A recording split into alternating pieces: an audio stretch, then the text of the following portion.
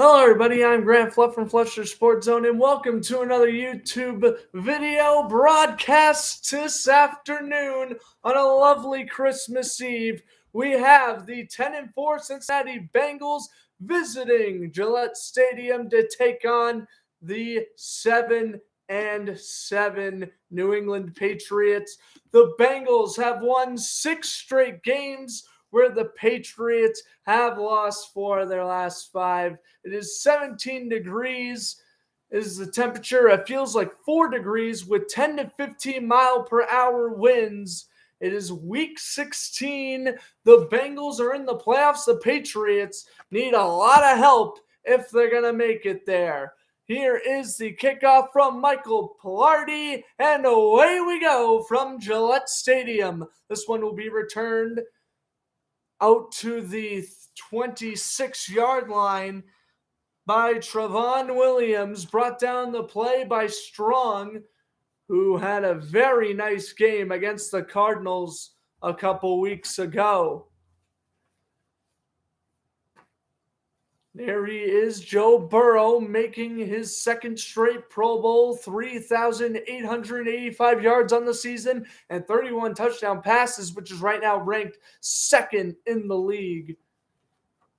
Burrow in shotgun formation, ball is placed at the 22, fakes the inside handoff, throws to the left, pass is caught out to the 29-yard line. That is by Wilson, the tight end, Mitchell Wilcox. Take a look at the Bengals' offensive line. Ted Karras, a former New England Patriot. He is the center for this Bengals team. Jamar Chase making the Pro Bowl. Tyler Boyd, T. Higgins, of course, Joe Mixon, Samaje Perine, the 2 running backs for the Bengals. Burrow in shotgun on 2nd and 2. Burrow throws deep down the right sideline. Pass is caught. What a catch by T. Higgins. And he'll be downed at the 28-yard line by Marcus Jones and Kyle Duggar. What a great throw from Burrow, and right out of the gate, the Bengals go right down the field and, well, they take a deep shot, one-on-one chance, him against Marcus Jones, and Higgins is going to usually win that battle. Great behind-the-shoulder grab, and that is a first down for the Bengals. Higgins in motion. Burrow under center. Mixon standing back at the 39, and we have a penalty.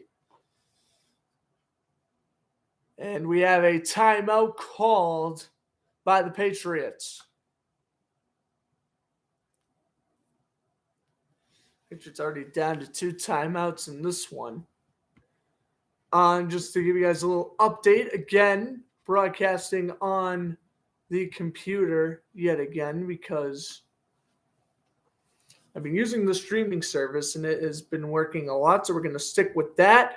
And because I'm already running low on my StreamYard hours every month, at least for this broadcast and Chargers-Colts on Monday, I will be back on regular YouTube Live, not on StreamYard. Okay, 1st and 10 after the timeout at the 31-yard line. Burrow under center. Takes the snap, fakes the handoff to Mixon. He throws to Mixon, who's wide open. And he's going to get 16 yards on the left-hand side, brought out of bounds by Jonathan Jones. And the Bengals are driving already. Take a look at the Patriots defense, who played very well against the Raiders last week. Devon Godshaw, Christian Barmore, great 1-2 punch at the tackle. Matthew Judon making the Pro Bowl, along with Giovanni Telhai, who's had a great season. And, of course, Kyle Duggar, who had the pick 6 last week against Las Vegas. T. Higgins in motion, 1st and 10. Patriots defense ranks 6th in the league. Ball is placed at the 14. Burrow in shotgun. Handoff goes. Mixon up the middle. And he will pick up 4. Down to the 15. Right down the play by Devon Godshaw, former Miami Dolphin. Godshaw, in his 2nd season with New England, a pretty good run stopper. If I'm not mistaken, his contract does expire this offseason. He should definitely stick with New England, as I think it's a great fit for him. Burrow, 2nd and 5. Takes the snap. Burrow's going to throw to the left. Pass is caught. T. Higgins is in. Touchdown, Bengals. Higgins, who had the great catch down the right sideline earlier on in the drive, caps it off with the touchdown of his own. T. Higgins, that is going to be his 7th touchdown pass of the year, and it is 7-0 Bengals. Good catch over Jonathan Jones there. Yeah, Duggar was playing too deep. I think Jones was as well. And Higgins able to make the grab. 5 plays, 78 yards, 236 it took for the Bengals to drive down the field. Good snap. And the extra point is no good. Wide to the right. Evan McPherson, who has been good this season, not as good as last season, but still pretty reliable, misses an extra point. That is going to be his 4th extra point miss of the season. So it's only 6-0 Bengals, 12:24 to go, first quarter. Up Football 12, thanks for stopping by. Hope everyone is having a lovely afternoon so far. Hope you enjoy a little Saturday and Sunday of football tomorrow. Of course, spend some time with your family this holiday season. Have some fun, spread some love, shred some gifts. I don't know. But you know what? This part of the year is about, being thankful for, well, I guess technically Thanksgiving's being thankful for stuff, but I think Christmas is as well. And, I'm thankful for you guys tuning into whenever I decide to broadcast here on YouTube. And so, I appreciate you guys liking the streams, liking the, calls or whatever the case may be, subscribing to the channel. It means a lot. We are knocking on the door at 400 subscribers. It would mean a lot if we were to hit that. So, yeah, T. Higgins with the touchdown. Evan McPherson's 4th extra point miss of the year, though. I was going to keep it 6-0 Bengals. And, of course, we get to see the Patriots when we return from this commercial break. And I guess while I'm at it, every commercial break I'll look at the scores. And by the looks of things, it looks like this is the only game that has a score in it so far. Oh, man. Ravens, Falcons, Chiefs, Seahawks, Lions, Panthers, Vikings, Giants, Bears, Bills, Saints, Browns, all scoreless. And by the way, Texans and Titans, that game was supposed to start at 1 o'clock Eastern. It has been pushed back to 2 because of weather. Only 2 games are on in the 4 o'clock window today. 49ers, Commanders, and Cowboys, Eagles. And then tonight on NFL Network, Raiders and Steelers celebrating the 50-year anniversary of the Immaculate Reception. Rest easy, Franco Harris. Man, I still can't believe he passed away unexpectedly just a few days before the huge ceremony. That is really unfortunate.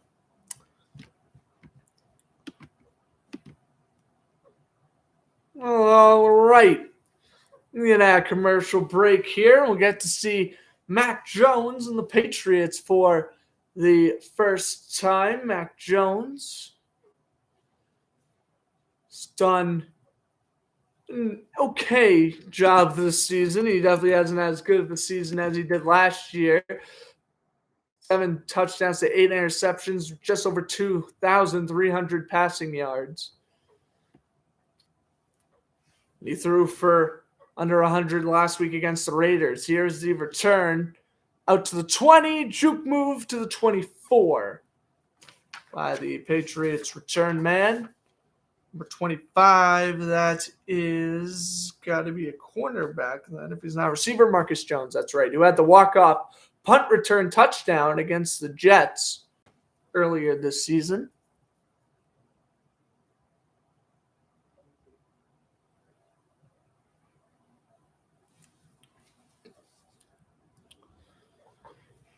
$6-0 Bengals in front. Tyreek Thornton in motion. Devontae Parker inactive today after he suffered a concussion against the Cardinals.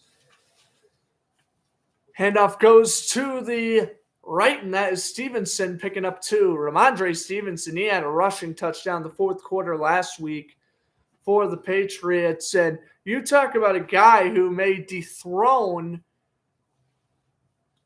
Damian Harris as the starting running back next season. You're looking right at him. Ramondre Stevenson, who had a great rookie year last year, having a sensational sophomore season. He runs up the middle here, and who will make it 3rd down and 3 as the ball be placed at the 32. And a little score update for you. The Panthers take a 7-0 lead over the Lions. 3rd down and 4 for the Patriots. So back-to-back runs for Stevenson. Jones in shotgun. Stevenson to the left. Jones, 65.8 completion percentage this season. Takes the snap on 3rd and 4. Drops back. Pump fakes. And avoids a sack. He's going to rush. And then he takes a stutter step, and he's brought down by Logan Wilson.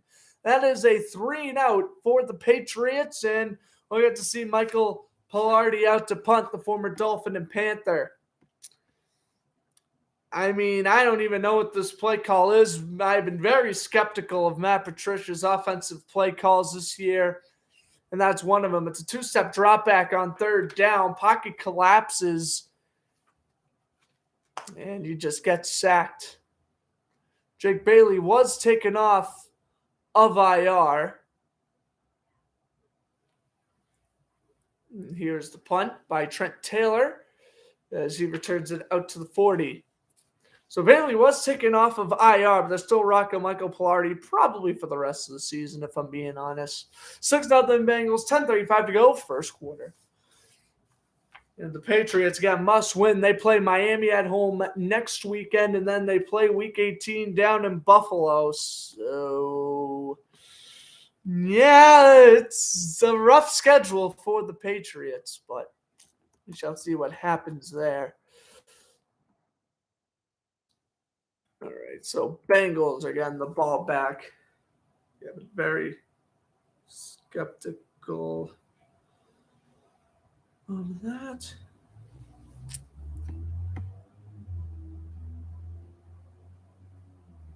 Very skeptical of Matt Patricia.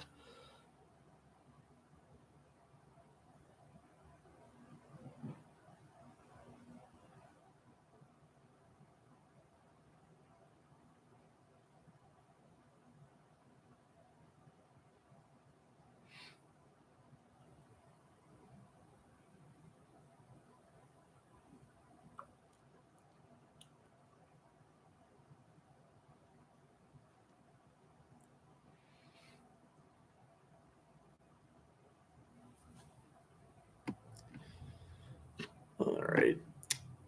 So we know Panthers are up 7-0. Anything else of note?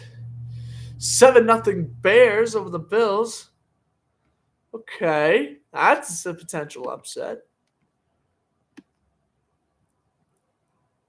It's still scoreless in the end in the other games.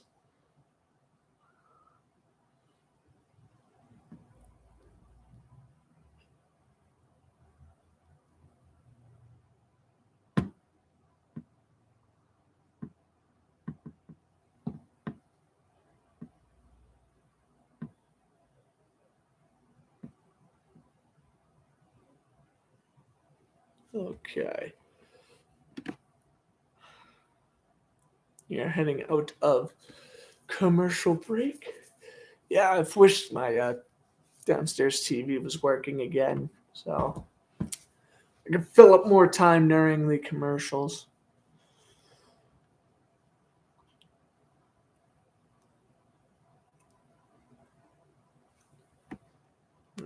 What are you going to do there?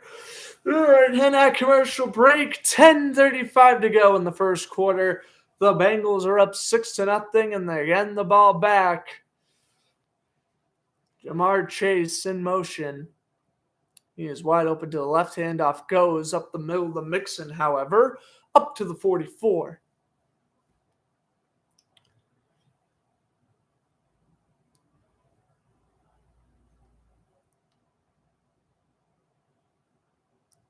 Second down and 5 now for the Bengals. And it feels like 4 degrees thanks to the wind at Gillette Stadium here this afternoon. Crazy cold. Welcome to New England. 2nd and 5. Burrow takes the snap, throws down the middle. Mixon with the catch and first down. Needed 5, got 6. Jerome Bentley brought him down. It is a first down for Cincinnati. I do have a score update for you. The Lions tied it up against the Panthers. That game tied at 7.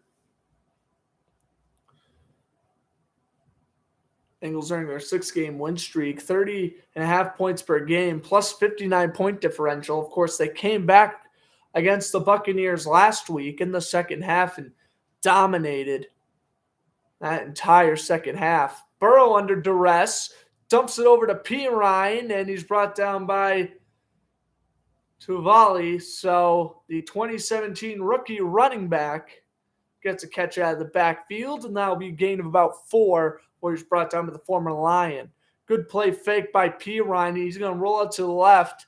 Burrow, good throw, but, hard to mess that throw up. Burrow goes 6 for 6 now.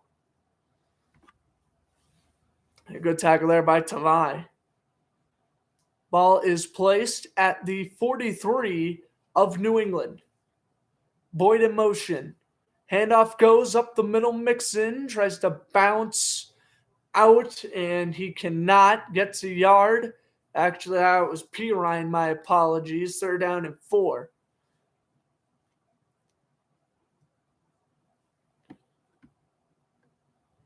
Samaje Pirine. And back-to-back snaps here. Now it's 3rd down and 3. They're going to keep Samaje in the game to Burrow's left. 3rd and 3. 8:07 to go and counting in this first quarter.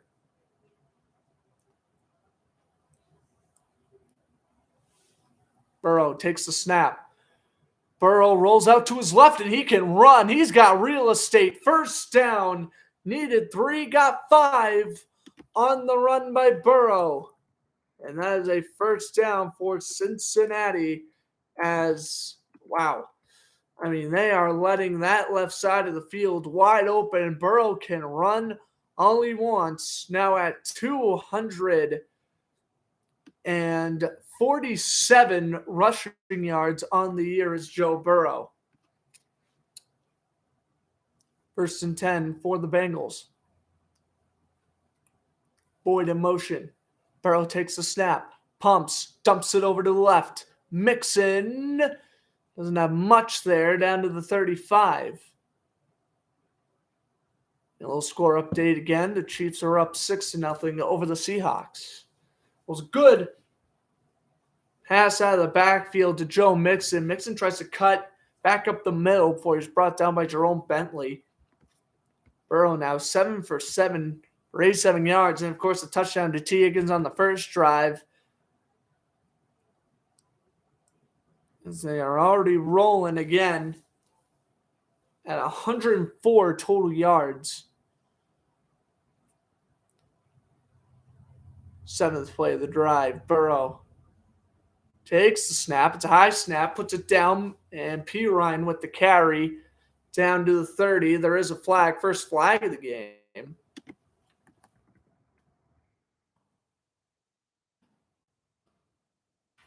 And we have penalty against the Bengals. Craig Wolstad, our referee. Delay a game on Cincinnati is what they'll call, making it 2nd down and long for the Bengals. Well, it already was 2nd down and 9. They'll back them up 5. It's 2nd and 14.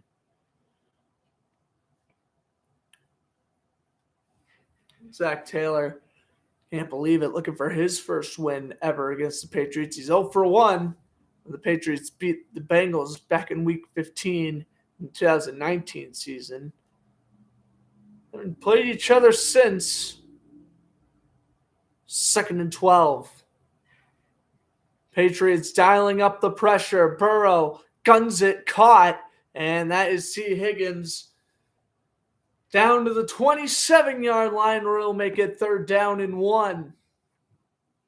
Not down the play again. Jerome Bentley doing a nice job. this season, but adding on another tackle, but Higgins was wide open at the 27. It's 3rd down and 1 now.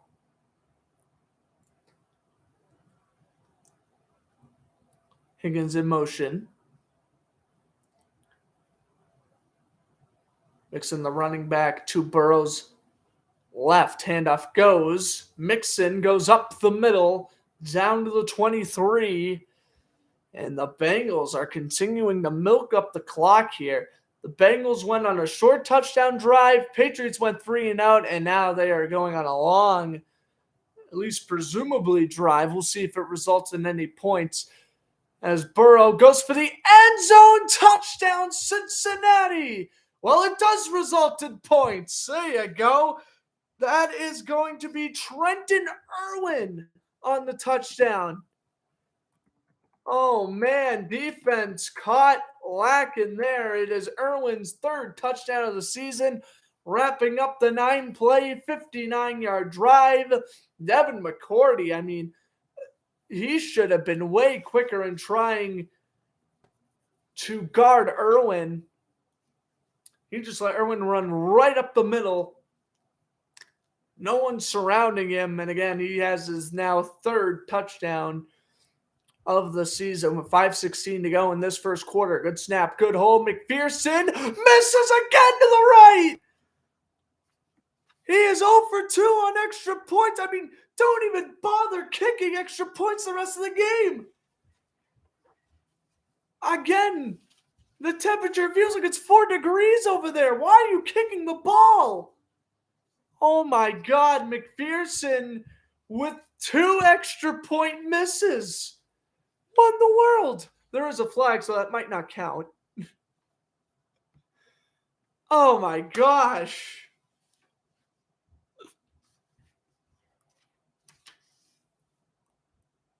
Wow. Who is the flag on? Oh, roughing into the kicker on the Patriots. Wow. Unnecessary roughness on Daniel Akuli, the former Cleveland Brown. And the Bengals dodging a bullet. They'll get to retry, and they are going to go for 2. I don't blame him. McPherson, he is not adjusting well to this cold weather. He kicked in Florida. Remember that. 2-point conversion now for Cincinnati. Pirine, the running back, in shotgun. Burrow takes the snap. Inside handoff. Pirine is going to be stuffed at the 1. All right. So no matter how you slice it, it's still 12-0 Bengals. Okay, then. McPherson's missed 2 extra points, but again, thanks to roughing into the kicker, the Bengals got to retry the extra point. They went for 2, and Pirine's door has been shut. What's up, Too Evil to Hope? Thanks for stopping by this lovely afternoon. Oh, I know extra points are hard. You're so close to the goalpost. I tried extra points before. I can't kick an extra point. But it's like you're kicking in this cold. You are kicking a ball that's about as hard as a rock. You are basically kicking in just a sheet of ice. It's tough. It's tough. My grandmother can hit extra points. Oh, no. Oh, boy. Yeah, I know, but I'll give the benefit of the doubt to the kickers today because it is freezing. It is frigid in most stadiums today. Like, if he was missing these extra points and they were, good snaps, I mean, they've been good snaps, good holds. I don't know why McPherson's been missing them, but what are you going to do there? The best last name, Flood. Flood's the best name. You would like this, To Evil to Hope. Yesterday, I got, it's in the middle of December. I get that crave to, watch baseball because obviously the last baseball game I watched was Astros-Phillies Game 6. And like this, I stumbled upon Twins and Blue Jays from the 1991 playoffs. And I was watching highlights from that series. Because, it's like you haven't seen baseball in a while, and it's just like, yeah. I'll watch some, old baseball stuff while I'm free. Well, I was losing power. That's why I didn't commentate the Bruins Devils game yesterday, is because I thought I was going to lose power in the middle of the broadcast. So I didn't want to chance it. But yeah. Ever watched the 91 World Series? Well, I know the Twins win. Didn't they beat the Braves in Game 7? If I'm not mistaken. I hope I sound smart. I'd like to think I know my baseball history. Not as good as my football or hockey history, but I'd like to know most of my baseball history as well. All right, 5:16 to go in the first. We hit our commercial break. McPherson, who will only get the one miss extra point on his statistics, thanks to the roughing it of the kicker penalty. No matter how you slice it, it was going to be 12-0 anyway. Kicks this one off deep. It'll be returned at the 4 by New England. This return will go out to the 29-yard line. 29-yard line return by Marcus Jones. I think you lost faith in the Bruins. That's why you actually didn't commentate it? Oh, really? Nah, I knew they were going to win yesterday. They're playing New Jersey. That was a good team. They beat a good team, and that's what I like to see. Nah, I haven't lost faith in the Bruins. They're like 25-4-2 or something. I ain't losing faith in the Bruins yet. They'll have to lose at least 3 games in a row before I lose any sort of faith in the team. They are just rolling right now. Here's the handoff. Stevenson up the middle to the 35. Unlike their Massachusetts counterparts, these New England Patriots, I'm really starting to lose faith in them. I'm really starting to think that they are in for a rough season next year, especially if they keep Matt Patricia as their offensive coordinator. I don't think they're going to be in for a fun time at all. They got the AFC West on their schedule. Thornton in motion twice, and handoff goes. Stevenson will lose a yard. 3rd down and 5. On the tackles, the free safety, Jesse Bates the third.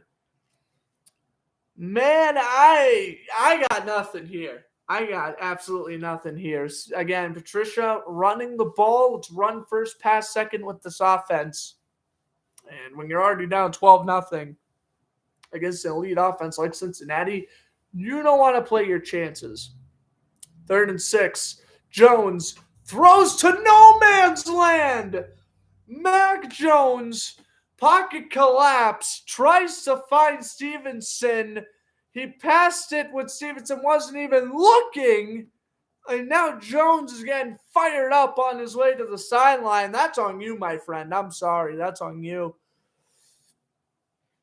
Terrible pass. 4th and 6, under 4 minutes to go here in this first quarter. Michael Pilardi out after the second New England 3-and-out.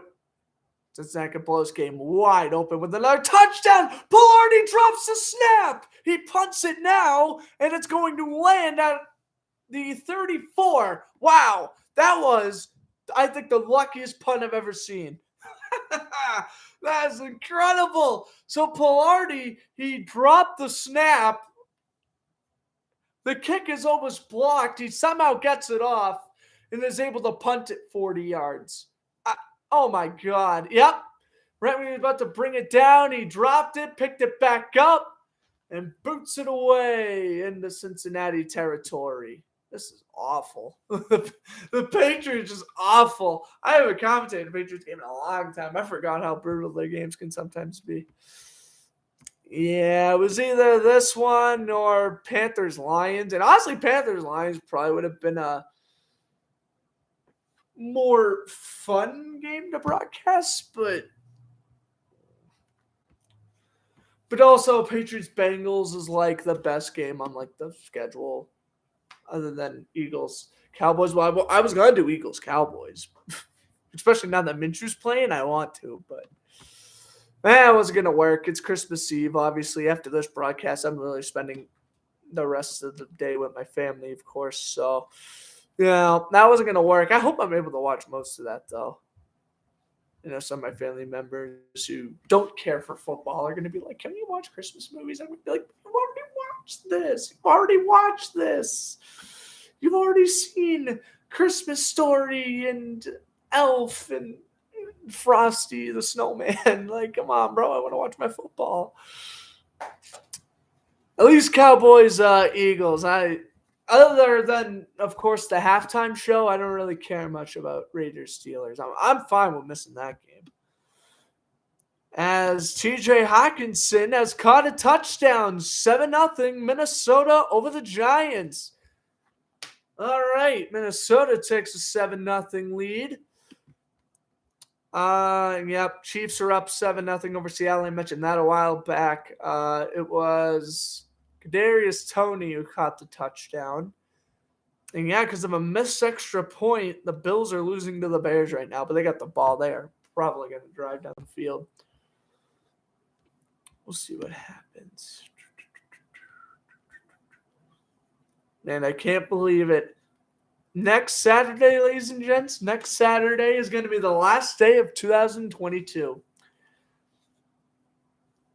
Usually I spend all day at my relative's house, so I don't know if I'll be broadcasting any games next Sunday, but actually, I lied. I'll probably end up doing the Jaguars. I gotta commentate the Jaguars, right? I mean, they just gotta keep on winning. They're 2-0 and have broadcasted their games. Just gotta keep on doing it, I guess. Broadcast every game until they lose. I'll do that.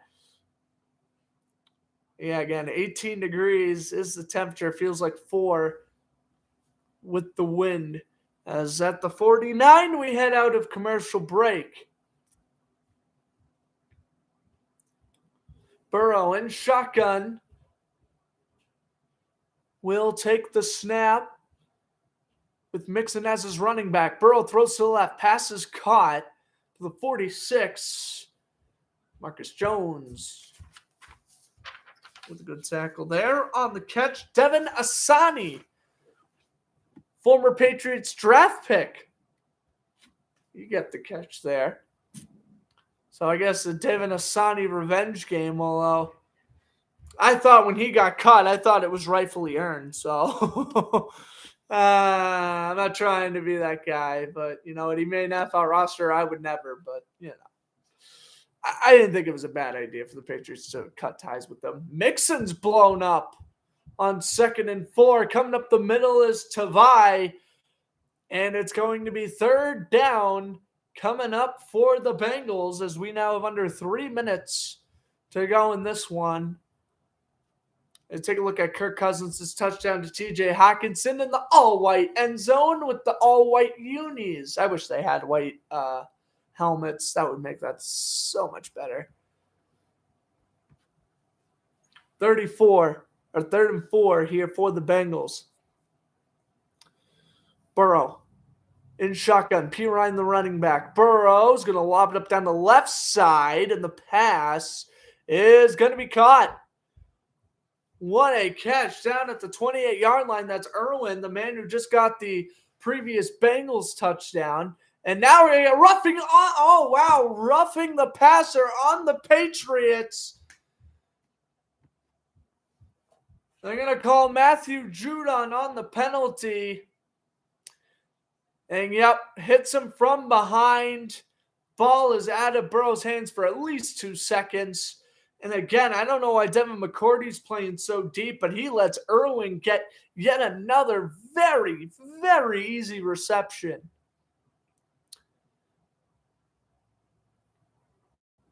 Irwin heading into this game, he had 174 receiving yards on the season. He is going to be well over 200 now after that catch. Who had Trent Irwin starting in your fantasy leagues right now? You're looking like the smartest man in the universe.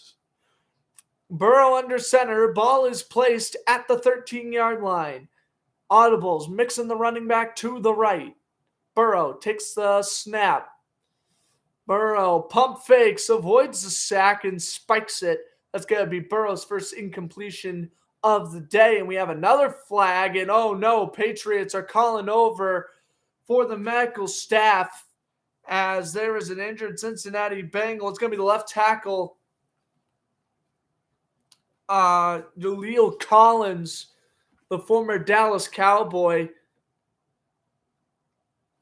Ouch. 8th season out of LSU, 6'4", 314 pounds. And Jaleel Collins, first year with the Bengals after spending the first 7 years of his career with the Cowboys. And illegal hands to the face was the flag. Let's take a look at Collins here. Ooh! Devon Godshaw was on the ground. He was rolling, and as he rolled, right into Collins' left leg, and that thing snapped. Ooh. That's a tough injury to watch. Okay. We'll head to commercial break. Cincinnati in the red zone. Ooh, God, hate that. Hate when players suffer serious injuries like that. Hopefully Collins will be all right. I'd imagine they get the card out. I wouldn't play him for the rest of the day.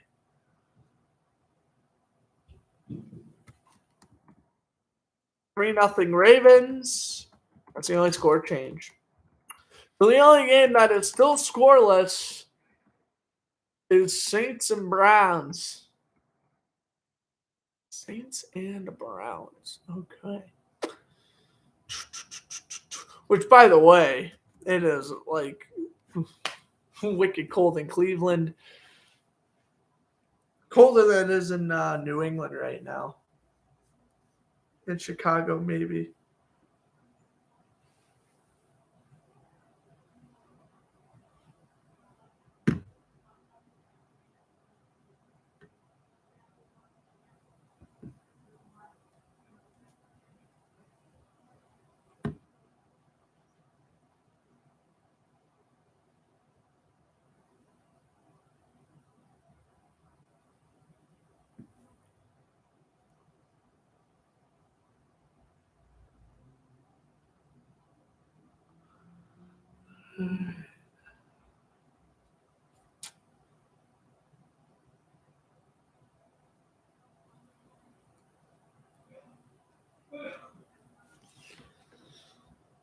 All right, we are at commercial break. Collins helped off the field thanks to the hands to the face penalty. It's going to be 1st and 20. We'll give you an update on Collins when I get one. 1st and 20. Cincinnati at the 23. Handoff goes. Pirine up the middle and a gain of 3. That's 2nd down and 17. Well, Patriots are, of course, not completely out of this ball game yet, but, it is a must that you hold the Bengals to either a field goal or get a turnover, or else this game is going to be a rout. It will be a rout very quickly. Higgins in motion. 2nd down and 17. 145 passing yards, 24 rushing yards already in this quarter. 2nd and 17. Burrow, end zone shot. Jamar Chase almost hauls it in with one hand. Just tapped the ground. 3rd and 17. Chase would have had catch of the season if he held on to this thing. Woo! Beat Jonathan Jones in coverage.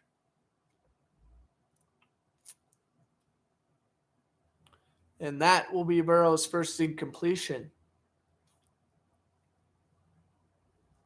3rd down, 17. Pirine will set up as a receiver. Burrow again, end zone. Chase! Down to the 2. 1st and goal to go for the Bengals. Man, they just can't buy a stop on 3rd down right now. Patriots, I don't know why they're having Marcus Jones, a rookie cornerback, go one-on-one with a borderline all-pro wide receiver, but Clearly, it ain't working. Come on, they gotta fix something here. First and goal. Mixon the running back. Burrow takes the snap. Pump fakes. Rolls out to his left. Throws out of bounds. And always second and goal with 35 seconds left in the first quarter in what has been an utter annihilation in favor of Cincinnati so far. Look at Chase. Yep, both feet down clearly at the 2-yard line.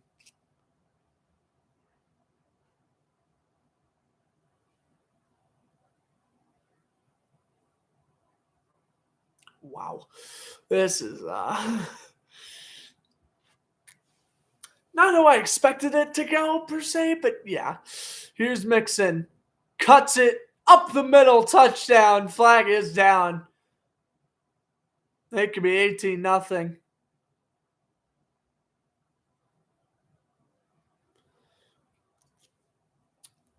Let's see. Holding offense. Oh, nope. It's getting called back. Holding on Devin Asani, the tight end. And so Mixon does not get his touchdown. Remember when Mixon scored 5 touchdowns against the Panthers earlier this year? That was insane. Devin Asani, his only career touchdown grab came as a member of the Patriots. They may use him as a tight end target here. They keep him in on second and goal. The ball is placed at the 13. Actually, they'll mark it out to 12. Burrow out of the backfield. Mixon gets 2. Jerome Bentley with the tackle. And again, the Patriots, they've struggled on third down all afternoon. Well, here's a chance to redeem yourself.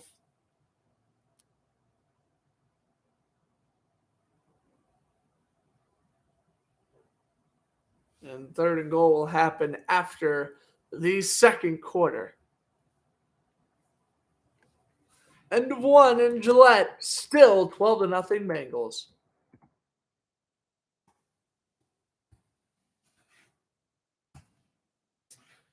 All right.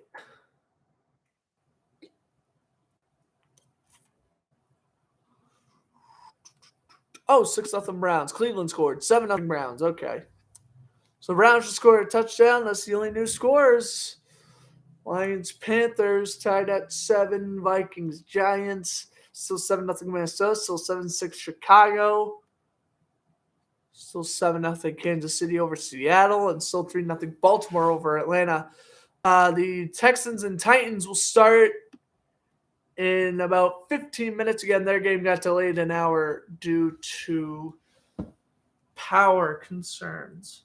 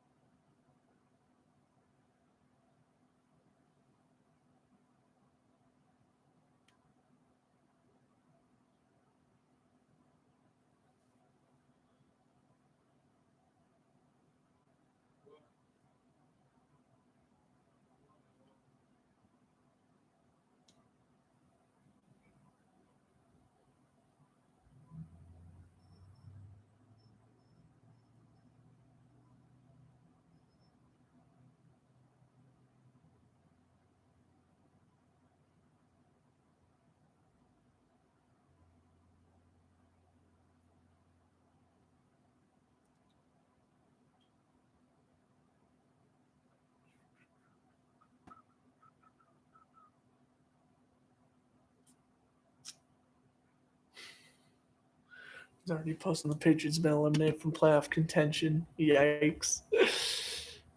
Yeah, I mean, we all kind of had a feeling that they weren't going to win this game.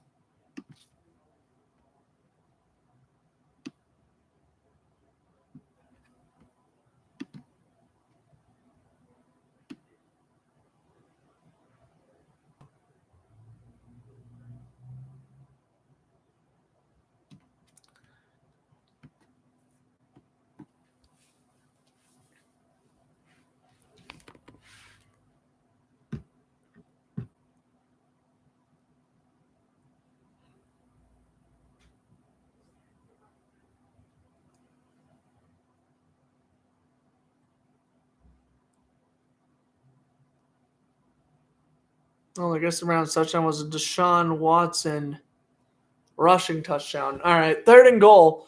Burrow, end zone, Mixon, bad up and incomplete. And Devin McCourty dropped, which should have been an interception. All righty, 4th and goal coming up for the Bengals. Take a look here. Looking to find Mixon, left side of the end zone, batted up. And again, almost intercepted by Devin McCourty. The pass was broken up by Juwan Bentley. And here's a 28-yard attempt by Evan McPherson. Already missed an extra point today. He's going to attempt a 28-yarder. Good snap. Good holds. McPherson is good this time. So 50-0 Bengals.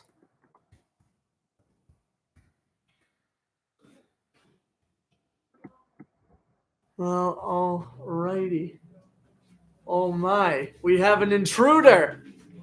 Downstairs TV broke, by the way. Oh, that's why I've been broadcasting off my computer. Well, thank you so much for dropping off whatever you dropped off.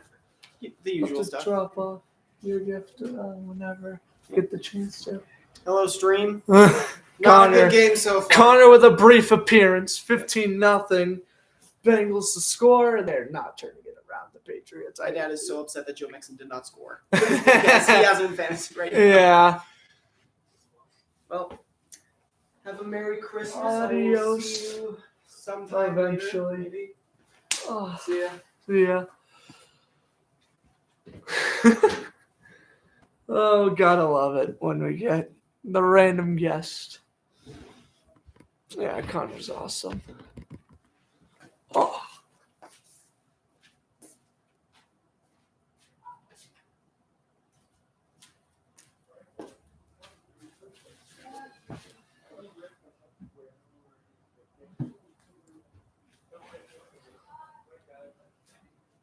All right.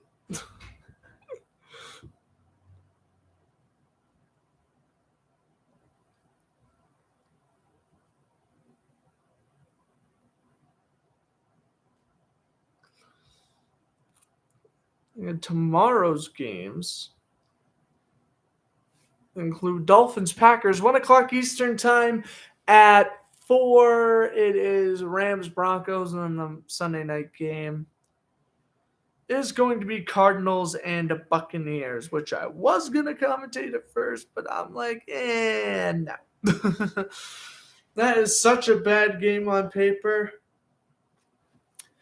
Don't even want to think about the idea of broadcasting that game unless it was on Monday night. Then I would have been stuck doing it. But no, we're going to get Chargers Colts on Monday night instead, which, it isn't much of a better game than Bucks Cardinals, but at least you get to see Justin Herbert. Colts are going to be without Jonathan Taylor. That's going to suck for them. What's up, Alex? Thanks for stopping by.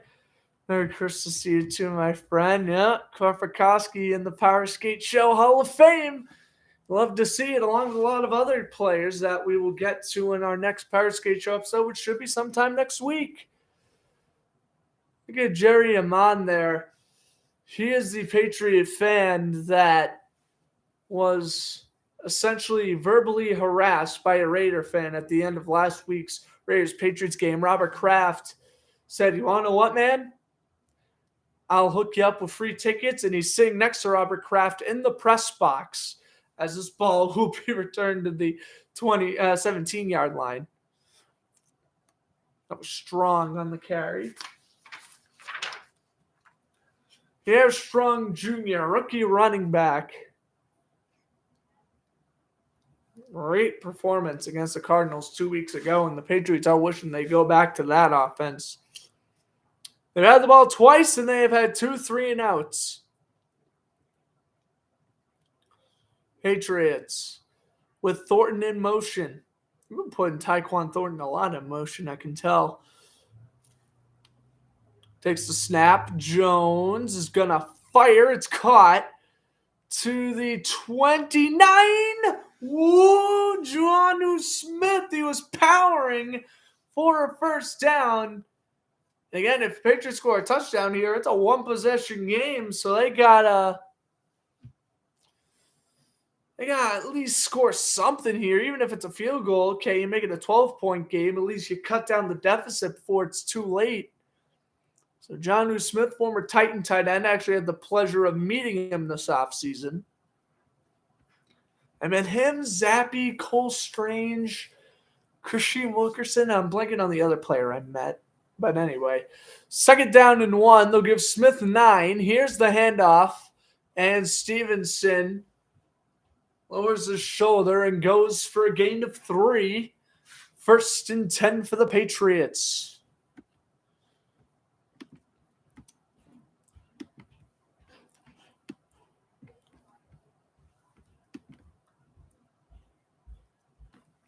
Patriots will not go 3 and out for the first time this afternoon.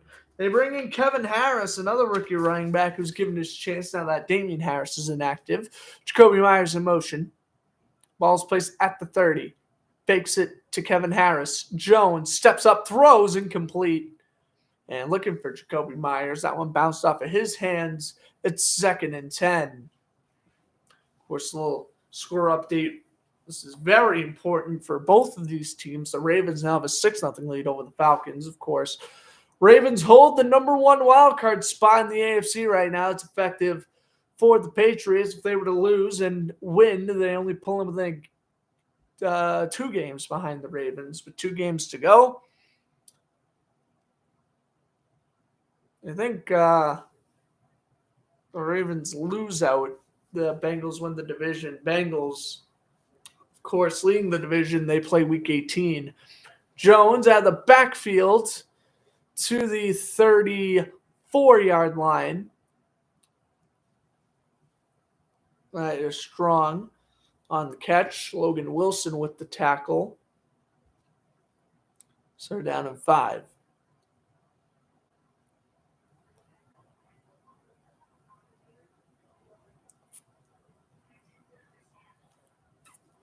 Jones, shotgun. Stevenson to his left. Patriots 0 for 2 on 3rd down conversions. Bengals are 4 for 5. Myers in motion. Myers gets open, but I don't know what route he was running. It looked like he got stuck behind his teammate, which prevented him from breaking away. Myers gets a 3-yard catch. It's 4th and 2, and we'll see Michael Pilardi again. Yeah, Myers, he makes an easy catch. Good tackle by Mike Hilton. He ran the route from the right side. He tries to cut it back to his left, and he just got stopped in his tracks. So Pilardi with yet another punt.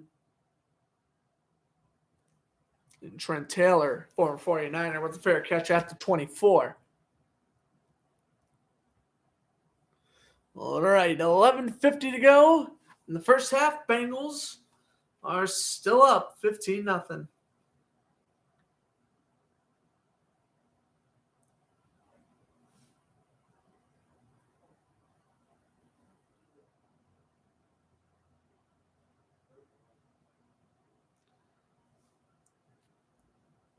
Let's see if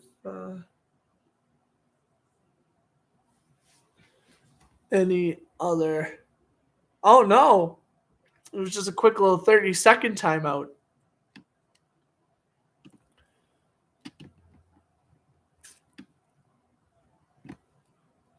Yeah, now the score's changed anyway. All right, 1st and 10 for the Bengals. Burrow throws. And caught by Wilcox at the 31, brought down by Tavai. And that 2nd down about 4 or 3, depending on how you slice it.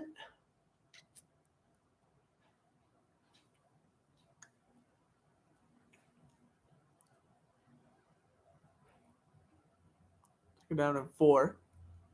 Pirine, the running back. Higgins in motion. Burrow takes the snap. Throws, caught, chase, down to the 42. Little drag route to the right. Burrow able to find Chase there. Marcus Jones on the tackle. Now with 11 minutes to go, Cincinnati is driving. And again, any sort of points we will make it a 3-possession game. They have touchdown, field goal, eating up well over 13 minutes of play clock. Burrow steps up, throws deep down the left side, and Jamar Chase can't hold on. Jonathan Jones knocked it away. It's 2nd and 10. Look at this pass breakup. It just bounced off of Chase's hands. And, of course, Jonathan Jones being there obviously contributed to the incompletion.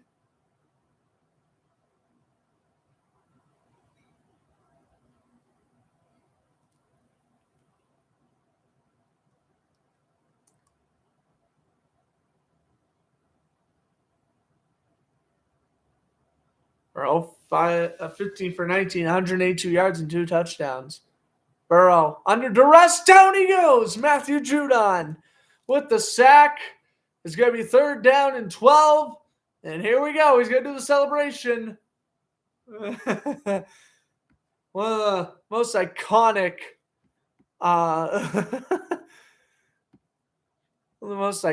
sack celebrations in the league right now.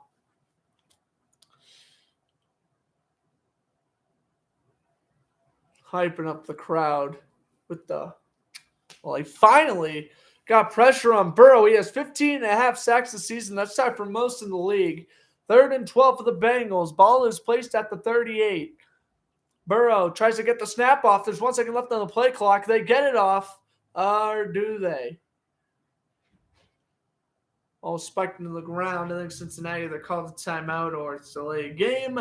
It is the Bengals called the timeout, so both teams are now down to 2 in this first half. How's it going, Kyle? Thanks for stopping by. Max sucks. The Patriots, they are not playing well right now. Seattle has 0 offense. It's hard to watch. Oh, no, what happened to Geno? What happened to Geno Smith? I thought he was playing amazing the first half of the year. Nope, 13-0 Kansas City right now. Uh-oh. Looks like Kansas City's about to put the dagger in Seattle's last playoff hopes. But Detroit is also losing. Keep that in mind. Seattle may not be done here because Detroit is also losing to Carolina right now. So just keep that in mind for you Seahawk fans. 3rd and 12. Burrow in an empty backfield set. With 5 seconds to go on the play clock. Burrow takes the snap, throws, caught. Higgins going to make it 4th and 1. And this will be very interesting to see if Cincinnati goes for it or not. I don't know what the deal's going to be here.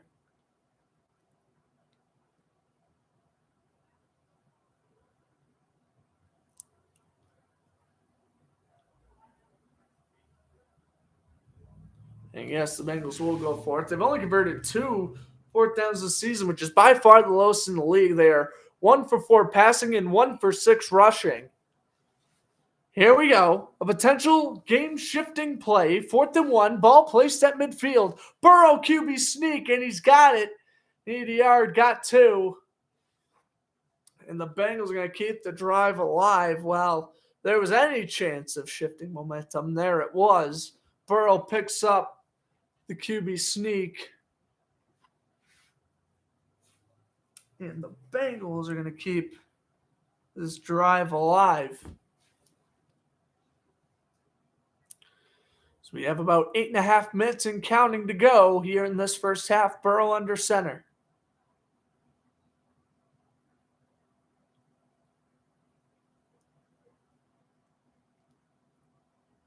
Handoff goes.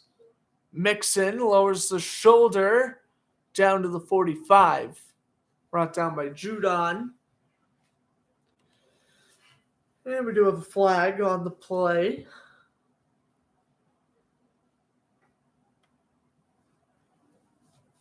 Bears up their lead against Buffalo. They are now up 10-6. We have a flag against the Patriots. Holding on Carl Davis Jr., number 98.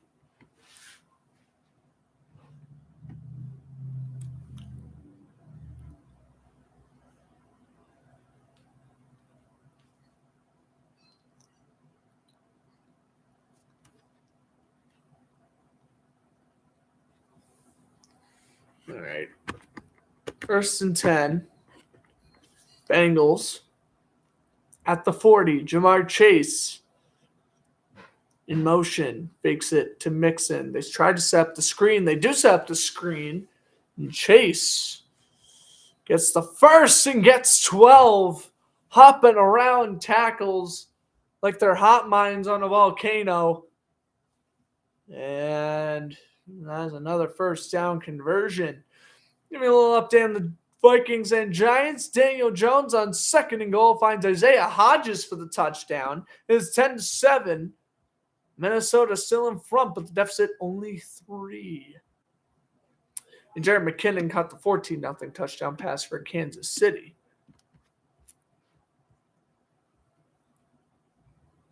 Burrow under center. Fakes it to Mixon. Throws to the right, and getting a yard, maybe 2 at most, is T. Higgins.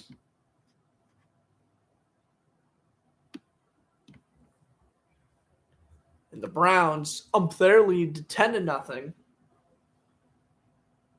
Browns and Bengals still got a game left to play each other this season. And, of course, the Browns are going to be sticking around in the playoff hunt if the Patriots drop this game. Patriots do have the tiebreaker over the Browns, but I don't know if that'll mean much at the end of the year. Burrow fakes the handoff, throws to Tyler Boyd, and Boyd needed 8, got 11, first down Cincinnati, and the Bengals are driving.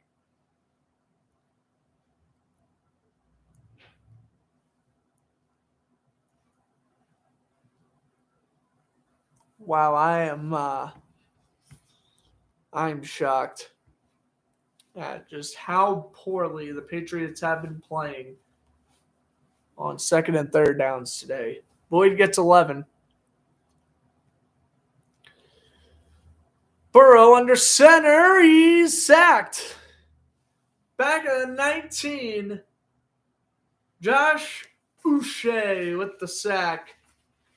And it's going to be 2nd and long here for the Bengals. Yeah, Burrow under duress immediately. Lyman gave him about 2 seconds to get rid of that football. Then he was under duress, and it was Uche and Judon there.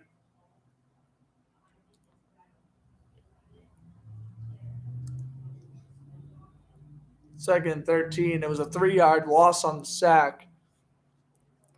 Uche, another player who played great down in Arizona a couple weeks back. Burrow, 2nd and 13. Steps up in the pocket, and down he goes again. Back-to-back sacks. Judon. That'll be the lead. If it stands, there is a flag. If it counts, it's 16.5 on the year for Matthew Judon. Let's see who the penalty's on. Holding on the defense. Legal hands to the face on Uche.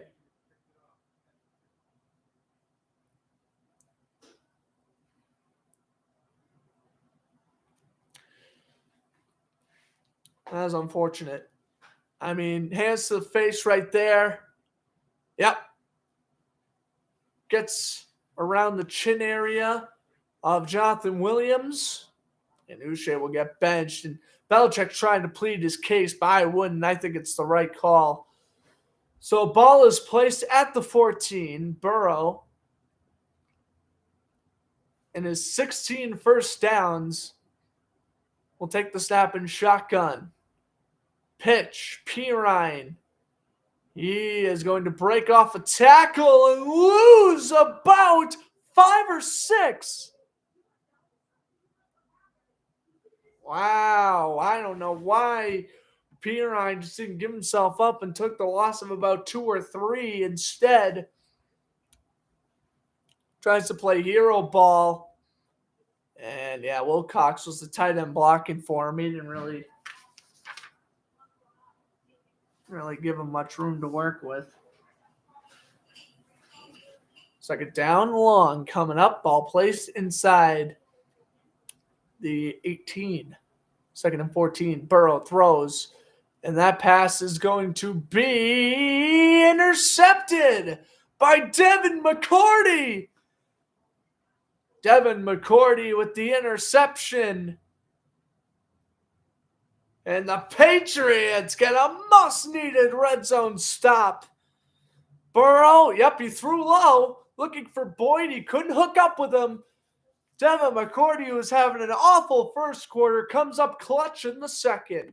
All right, well, now we would like to see the Patriots offense get going a little bit.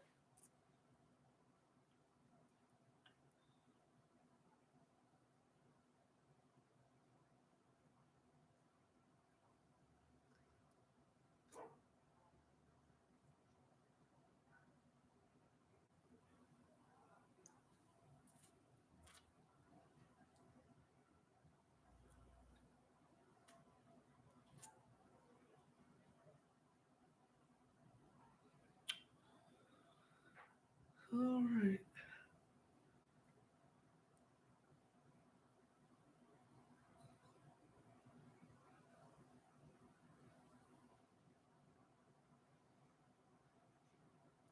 Oh, yeah, the Texans-Titans game is now on.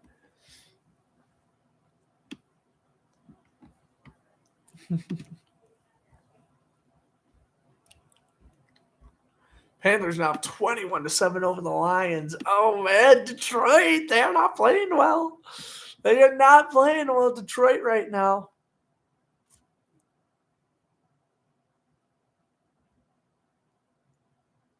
There's 49ers on CBS. Wow.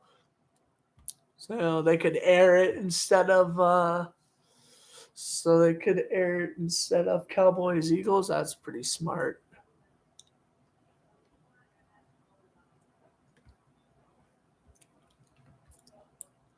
All right, let's hope the Patriots could do something after this this interception. Oh my goodness, they have been playing some poor football.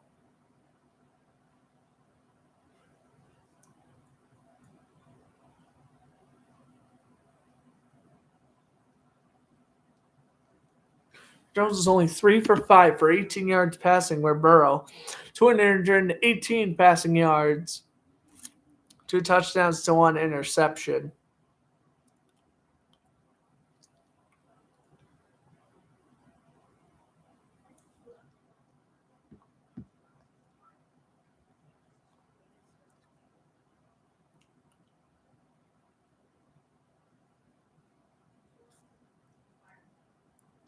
Nick Jones and Matt Patricia are both awful at their jobs. Bring in Zappy and bring in Bill O'Brien next year. Well, some of my other subscribers have spoken on social media, I see. First and 10, Kendrick Bourne off the end around. And look at the former 49er go. Barnes still going to the 40. And he's brought down by Bates at the 44. All right, finally, Kendrick Bourne. It took him about a few weeks, but they finally got something going. And they're finally utilizing Kendrick Bourne to his strengths, short field running. They got him on the end around. He got a couple of blocks, and he got about 20 plus on that run. Actually, he got 29. Jones throws deep and looking for Bourne. He overshot by a mile. 2nd and 10.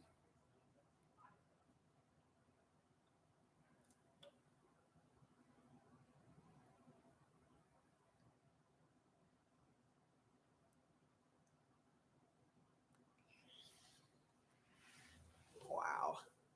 I'm just looking at that Panthers-Lions score, and I am like, wow. Panthers win. They still have a chance at winning the division. I mean, with a Panthers win and a Cardinals win tomorrow, I mean, they would be right there knocking on the door behind Tampa Bay, which is crazy to think about. Jones throws, caught to the left. That was Strong, and Pierre Strong will get about 4 or 5 yards. By the way, that game in Tennessee now underway. Patriots and my favorite team, the Jacksonville Jaguars, would probably benefit with a Texans win today. 3rd and 5 for Mac Jones. Patriots over 3 on 3rd down conversions. on the day, born in motion. Takes a snap. Pump fakes. Down he goes! A pump fakes, and he took forever to let go of that football. And that was the killer, Cameron Sample, on the sack for the Bengals. Defense gets the interception, and the offense still can't do much with it. Sample on his second season out of Tulane. He has just his second sack of the season. 4th and 10, Pilardi nails it away, and this is going to be fair caught at the 19 by Trent Taylor. 2:16 to go, first half. Yeah, very disappointed in the Patriots offense. I mean, you're just sitting out here in 15-degree weather to see this? Oh, cut me some slack, man. I'd ask for a refund. They were selling tickets for $40 today. You know how cheap that is to go to a New England Patriots game. It's the cheapest they've been all year. Cheapest they've been all year. I was thinking about going to this game, but nah. Once I saw how cold it was, I was like, no. I figured, hey, I'd just do another broadcast for you guys. Alrighty, 1st and 10 for the Bengals. Ball is placed at the 20. Mixon shifts from left to right, takes the snap, throws, is caught by Chase off the slant, and that's going to be a gain of about 9, where we will hit the 2-minute warning. So, we actually be a first down for Chase. They'll give him the forward progress. Bengals driving. 2-minute warning of the first half, still up 15-0. We're now in commercial break. The Browns have a 10-0 lead over the Saints. Bears are up 10-6 over the Bills. Vikings are up 10-7 over the Giants. Panthers up 21-7 over the Lions. Chiefs up 14-0 over the Seahawks. And Ravens up 14-0 over the Falcons. Titans, Texans, huge game. In the AFC playoff picture, as I mentioned, Tennessee has a 3rd and 9. Tennessee 41. All right.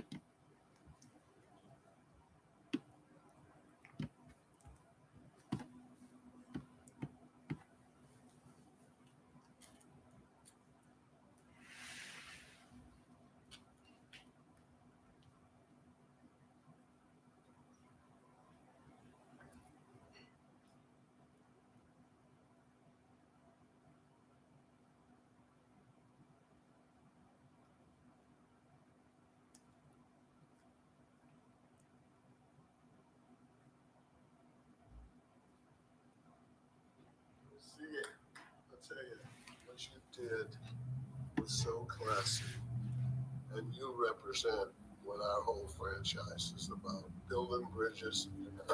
Yeah, that's good. Your name, and yeah, thank you. And maybe Wow. They really did hook him up good. You know what? How about you guys? It's kind of cold. How about if you come to our suite and watch the game?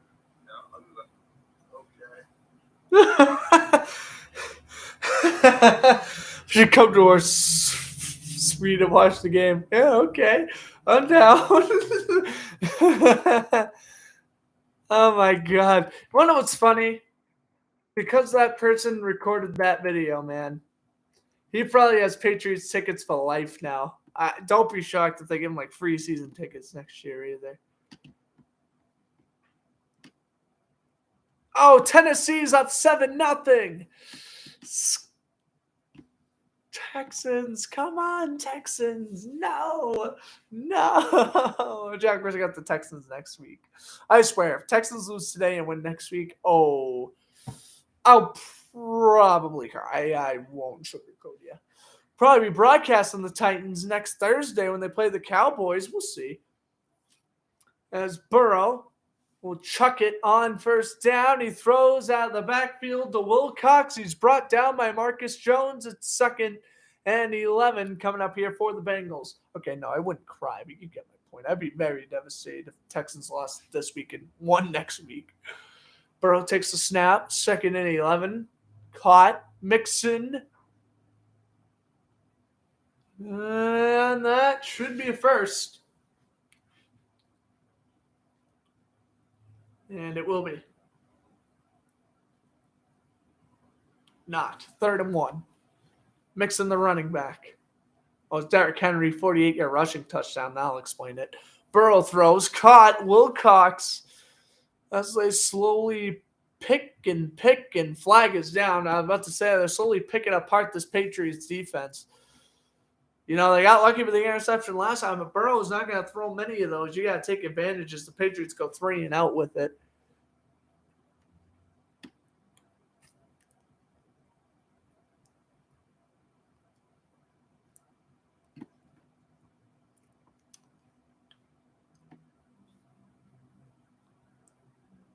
Face mask against New England.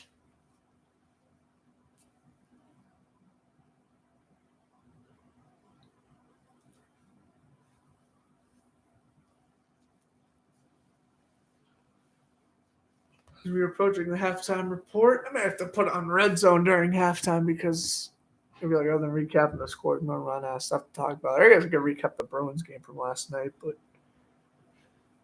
anyway, at the 35, 1st and 10, Boyd with the 2-yard catch as he throws out to the left, right out of bounds by Jones, and 2nd and 8 coming up.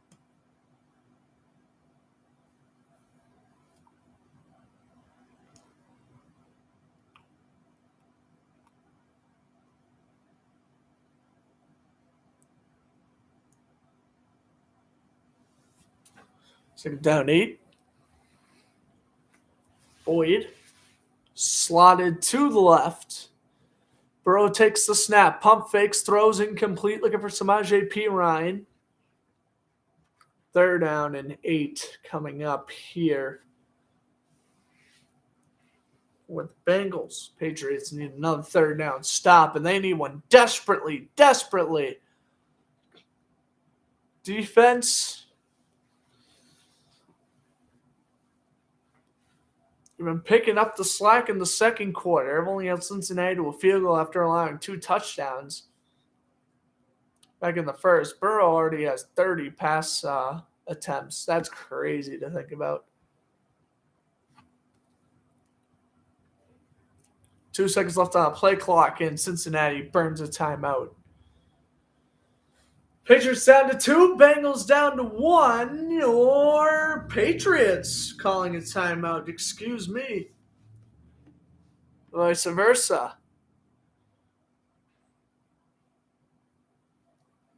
You just got 1, Bengals got 2. I don't really know why the Patriots are calling a timeout. It looked like, according to the CBS play clock, it was the Bengals that were running down. Look at Paul Brown, NFL head coach / executive, 1946 to 1990. Of course, coached the Cleveland Browns. The Browns fired him, and then he founded the Bengals.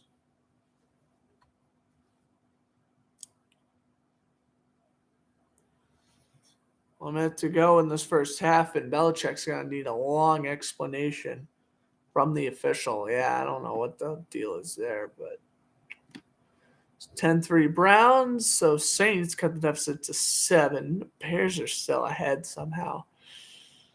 That is crazy.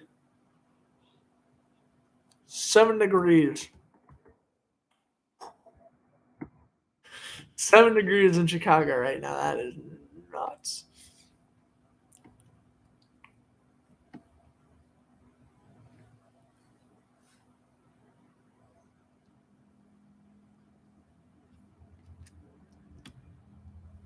Panthers now only 24-7 at halftime.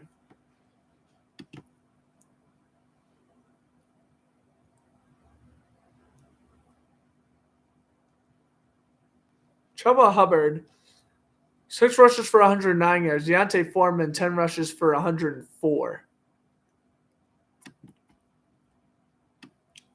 That's nuts. This game, surprisingly, has probably the most left out of all the 1 o'clock starts. I say that, of course, because Texans-Titans just started about 20 minutes ago when he got a 48-yard touchdown by Derrick Henry. Making it 7-0 Tennessee.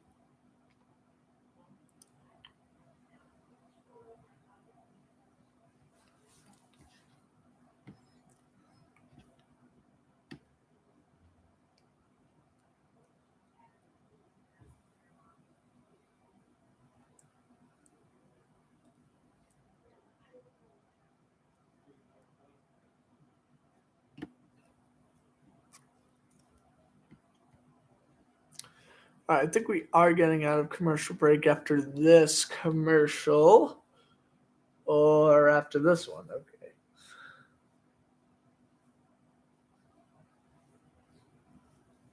Like this is a long and very pointless commercial break. Another CBS commercial. CBS, stop advertising your shows.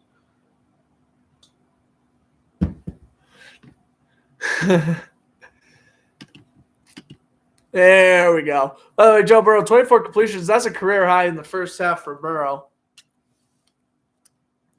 It's 3rd and 8 with a minute left here in the first half. Ball is placed at the 34-yard line. Pirine, the running back. Bottom left side of the screen. Burrow takes the snap. Burrow's going to throw. Passes caught and lunging for the first is Boyd. He's got it. First down, Bengals.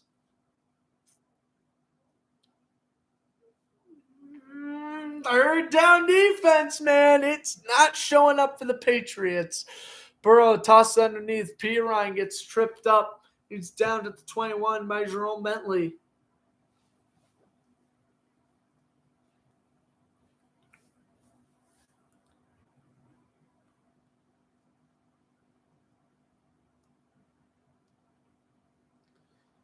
We have a timeout by the Bengals.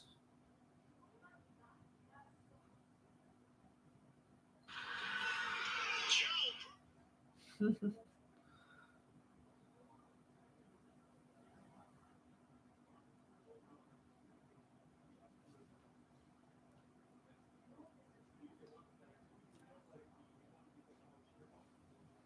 right, 2nd and 6. Both teams down to one timeout. Total yards 283 to 60 in favor of the Bengals. Oh yeah, I was gonna check what. Just when you go on your phone and then you check the one thing you were planning on going on your phone for. DK Metcalf with a huge grab, and the Seahawks are now in field goal range. All right. 2nd and 6. Burrow caught. Wide opens Higgins. Down to the 4. And the Bengals are continuing to just run laps around this Patriots defense. And they're tired, as they should be. As they should be. The Patriots offense just letting them croak out here. No support whatsoever.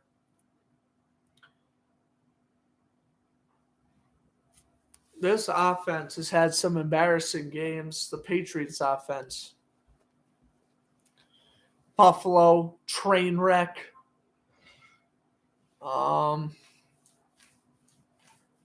Jets, both times they played the Jets. For the most part, were pretty bad.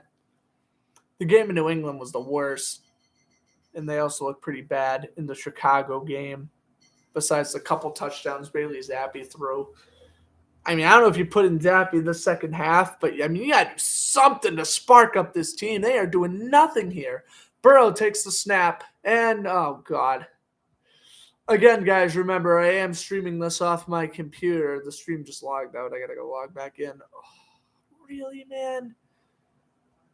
Again, I'm sorry. My downstairs TV has still not been fixed. The part was supposed to come yesterday. It did not. And we have missed a play here, and I am really hoping it was not a touchdown or else I've completely missed it. 2nd and goal. Ball is placed at the 4. Burrow throws to the end zone incomplete. All right, so update, 3rd and goal. We got the stream back up.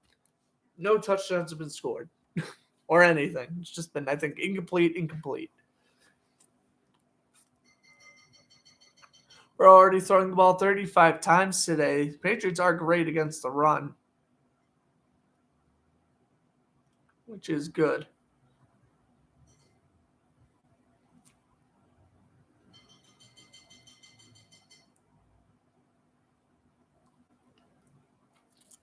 All right, Bengals get out of the huddle now. 12th play of the drive. They passed all 11 times and make that 12. Burrow, end zone, touchdown, Cincinnati. And that is going to be Irwin for his 2nd of the day. Trent Irwin is just ripping the Patriots apart. 4th TD on the year. It's 21-0. Burrow, nice end zone throw, left-hand side.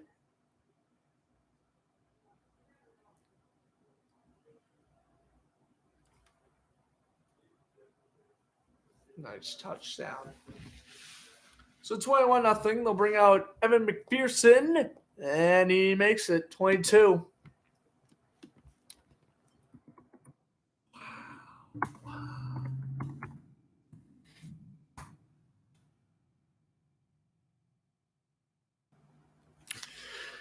I was contemplating about doing a red zone broadcast. Why didn't I do the red zone broadcast? Of course, you know the drill. If you've been to one of these broadcasts before, no matter how lopsided the game is, as I choose to broadcast the game, we're broadcasting the whole game. That's how I work, because that's the respectful thing to do. Oh, it's 22-0. I should cop out and do Browns Saints because it's a closer game. Absolutely not. I don't work like that. That's ridiculous. Seattle did score a field goal. I think it was 17-3 Kansas City. All right. 22-0 here in Gillette. Trenton Irwin catching his second tutty of the day. 14 seconds left in the first half. The Patriots will receive the second half kickoff. I mean, it is must score moving forward for New England here as McPherson with the little return here from Marcus Jones. And Jones will get to the 25. 9 seconds left. Patriots are probably just going to take the knee. Hold on a minute. I want to hear if there's going to be any boos. All right, I muted my thing. When I hear you say those numbers, I have to take a second to absorb them. There's the plays. I just want to hear if they're booing. Ian Eagle and Charles Davis are on the call. New England's got a lot of regrouping to do. Can they fashion something as Cincinnati did? Oh no, they're gonna run. They're gonna run a play. Born in motion. Jones takes the snap, throws, caught over the middle.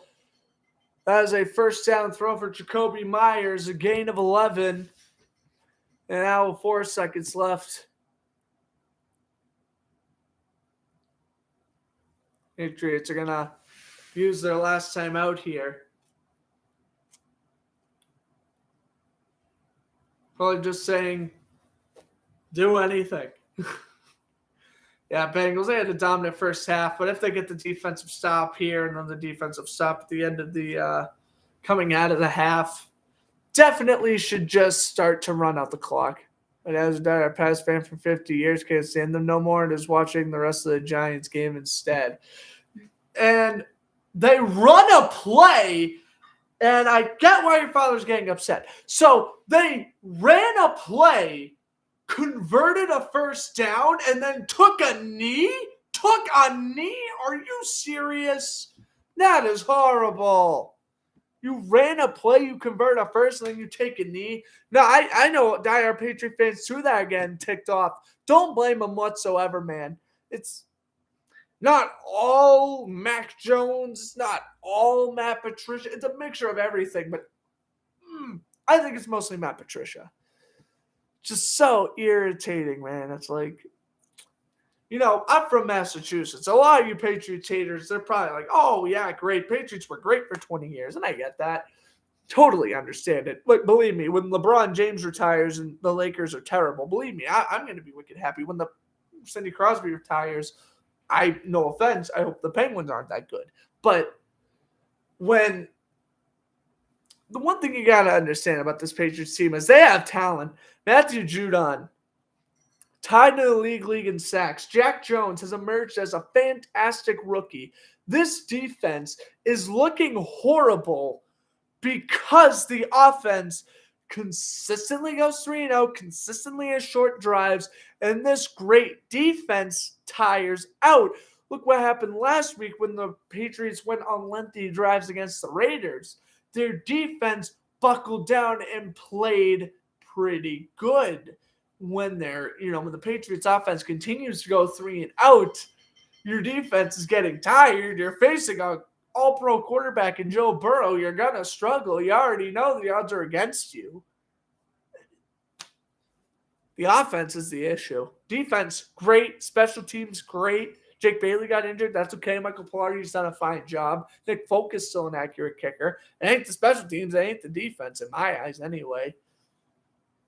Offense, awful. It is awful. It is awful. Sit down, watch a Mac Jones Patriots game this year. Awful to watch. They can be. They really can be. That's why I didn't say Zappy. Yeah, because Zappy can move the ball. I've defended Mac Jones all season. I can't defend him for this. I mean, he has what? 4 completions on the day. 5 for 8 for 34 yards. 29 of those came off or 15, excuse me, came off a Jacoby Myers catch. I was going to say 29 of those came off a Kendrick Bourne catch, but nope, not the case. Kendrick Bourne, that was the end around, which was by far the best play the Patriots had all half. I know, it's awful. But also, no offense to Patriot fans. The ones who are kind of dancing on your grave right now, I'm sorry, but, I see every side of the story. I see why, I know this Patriots team has talent. It's just they don't have the offense to do anything.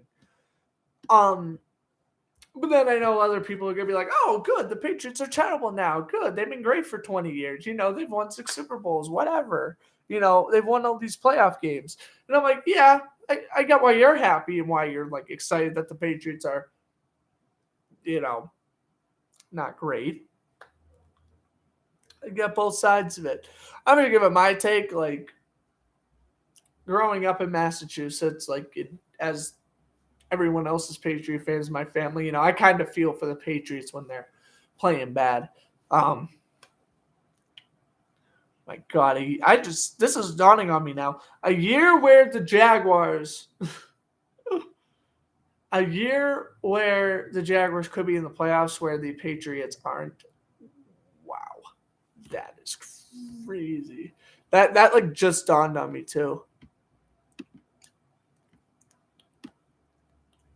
Texans tied at 7 against the Titans. So again, Derrick Henry on the touchdown. Then this is interesting. So Davis Mills was going for a rushing touchdown. He fumbled the ball, but Rex Burkhead recovered the fumble in the end zone for the touchdown. Weird how that works.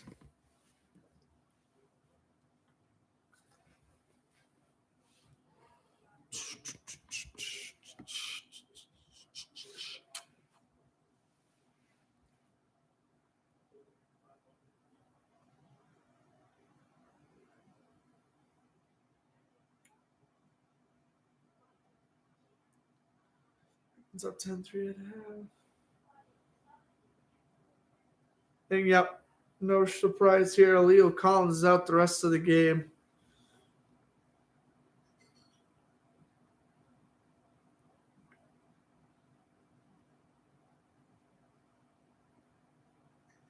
In Chicago, it feels like -10.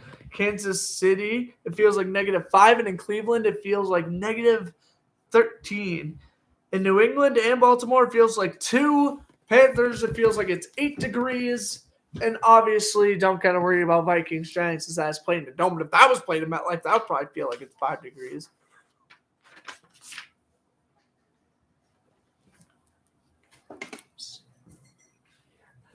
Oh.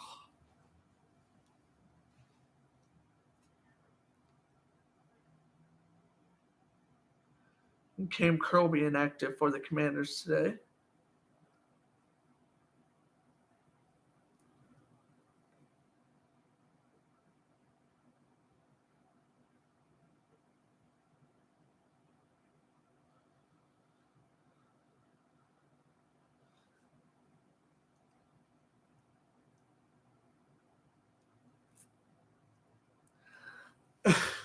Another Patriot account I follow says there are two types of insane people in the world. One who goes to the games not bundled up in the cold, and the ones who are watching the Patriots right now.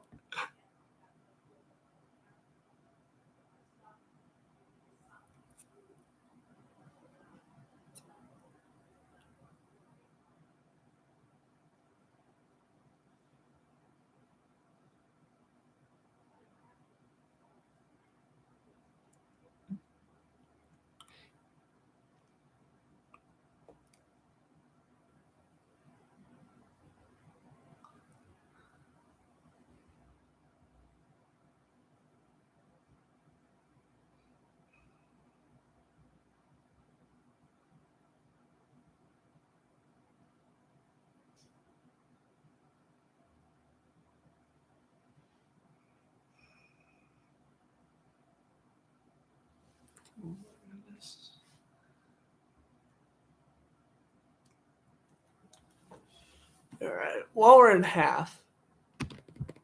Hold on a second. Our stats. Just so you know. Okay, never mind. I wasn't sure if they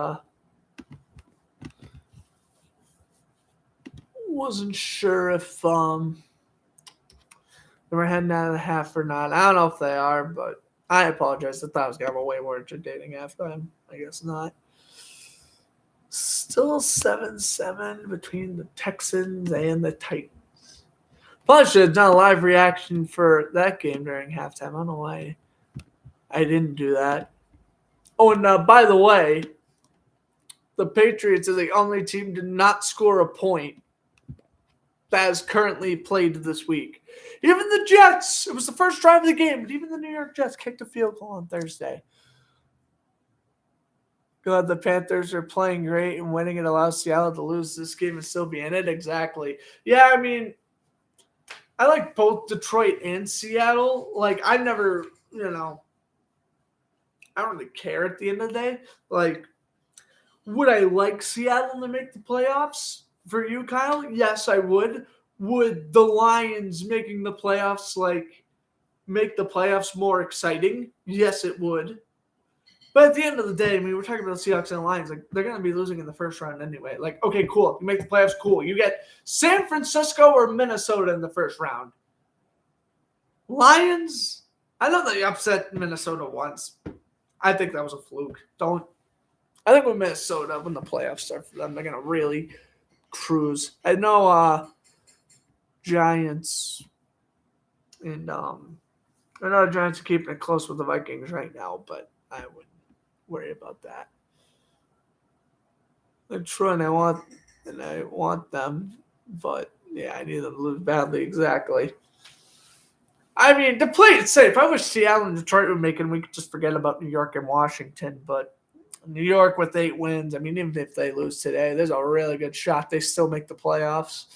And Washington, I got San Francisco, so I have them losing, but definitely I would rather see Detroit or Seattle in the playoffs over Washington, Like Washington, they played a tough game against the Giants last week. Like, I'll give them credit where credit's due.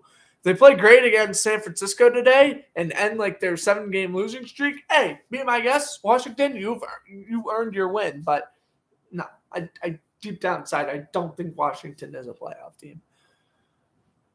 I don't really think Detroit and Seattle are either. It's just, you gotta do what you gotta do. I wish the Jaguars were in the NFC, therefore I wouldn't have to be worried. If they were in the AFC, if they were in the NFC South right now, they'd be running away with that division. But no, instead I'm gonna be like, oh no, we need the Texans to win, which they probably won't.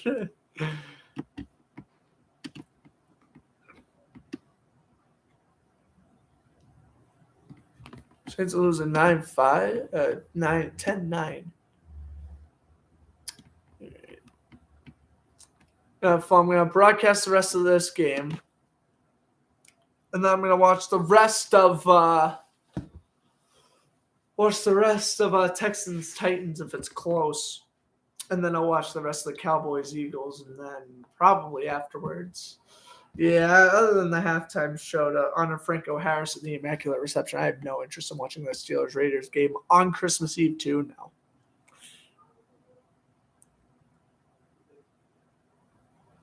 All right, so we are getting out of the half. The Patriots will receive the ball. They're down by 3 possessions, but you score a touchdown, you get a stopping. You score another touchdown, it's a 1-possession game.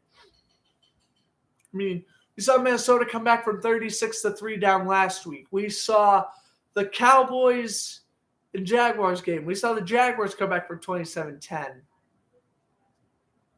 It's like, come on. We've seen all of these amazing upsets. And yeah.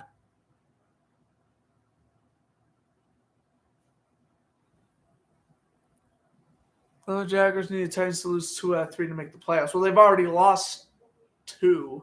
Or they've lost 1. If the Titans lose today, the Jaguars are in a playoff spot. If they don't, then the Titans are still ahead by a game. But the Jaguars have the tiebreaker. That's kind of how that works. No, I don't think the Jaguars need the Titans to lose 2 out of 3. Jacksonville just needs to win out. It doesn't matter what the Titans do moving forward. The Jaguars have gained ground in the division. Now they just need to win out. It's simple as that. They just need to win out. They're in the playoffs. It does not matter what the Titans do today against Houston or next week against Dallas. As long as they stay a game behind with the game in hand, they'll be good. And then, again, if they week 18, they sweep Tennessee, they're in the playoffs. So, Jaguars, if they're going to go through the wild card, I mean, that's damn near impossible. But if they were to do it, then I think a Patriots loss would be a way to go in terms of doing that. McPherson kicks it away. And second half officially underway. You can watch this game live on CBS or on topstreams.info, which is where I'm currently watching the game. Kickoff went out to around 25. Evan Washburn drinking some water on the sideline. Oh my goodness. I think he's saying how much the water's frozen. And yeah, 21 degrees out there in New England right now. Feels like 2, again, not like the other 3 games are in the negatives, but it's still pretty bad. Jones throws a screen, pass is caught. Ramondre Stevenson fumbles the ball and it goes out of bounds. A gain of 12 for the Patriots. They got lucky on that one. I was just about to say, Patriots need to come out of this half. They need to score a touchdown, and they just got to have a brand new mindset on this football game. The last time the Patriots had a deficit this large at halftime was against the Denver Broncos at home in 2014. Guess what? The Patriots came back to win that game. Also, guess what? The Patriots had Tom Brady, Rob Gronkowski, Danny Amendola, Julian Edelman, Dante Hightower. You get my point. Aqib Talib even. 2nd and 6. Jones throws it low and incomplete. And there is a flag. Okay. Jones was really calling for a flag, and he's going to get it. Just such a bad underthrow. It's just awful. But yes, it is going to be a penalty against the Bengals. They're going to call pass interference on Cam Taylor-Britt. And so, that's interference on Aguilar. Again, even without the interference, I still think that's an incomplete pass, but okay.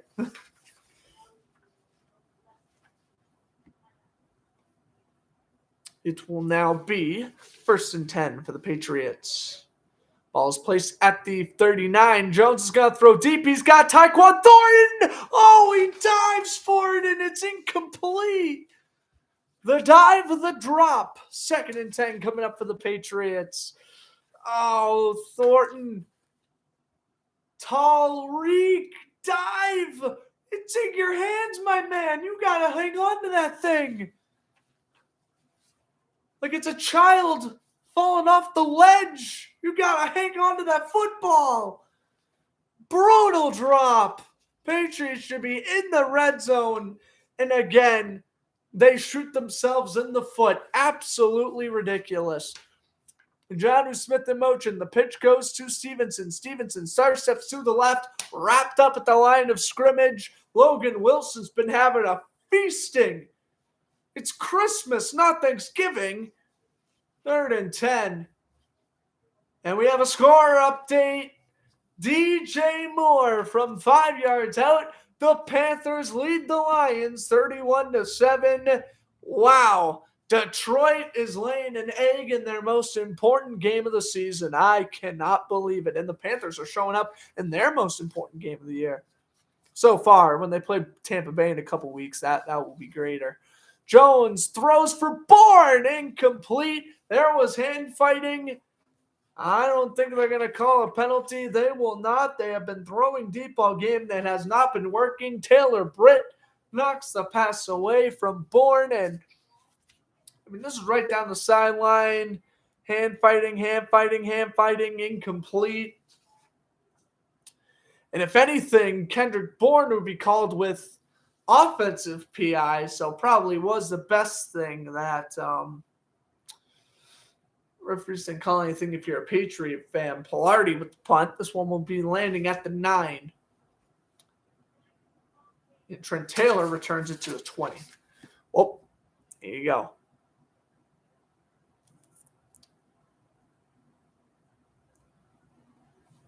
We'll make it clear we're in the 3rd quarter.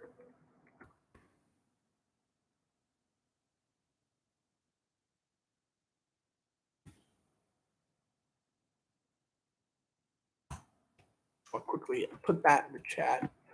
But I didn't put in the 3rd quarter was starting.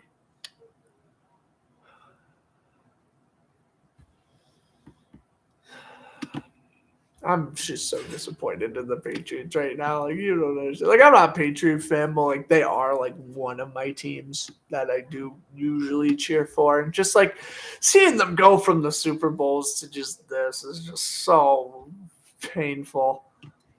I can't say they didn't do it to themselves, but it's painful. All right.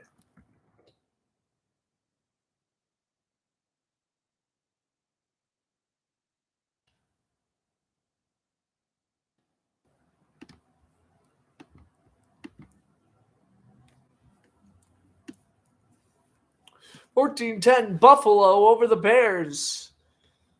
That'll make any Patriot fans' mood worse. There you go. And the Giants tied up against the Vikings. Alrighty.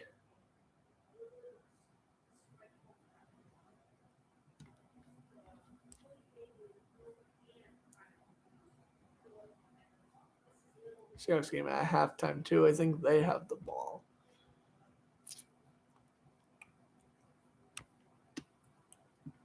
They do.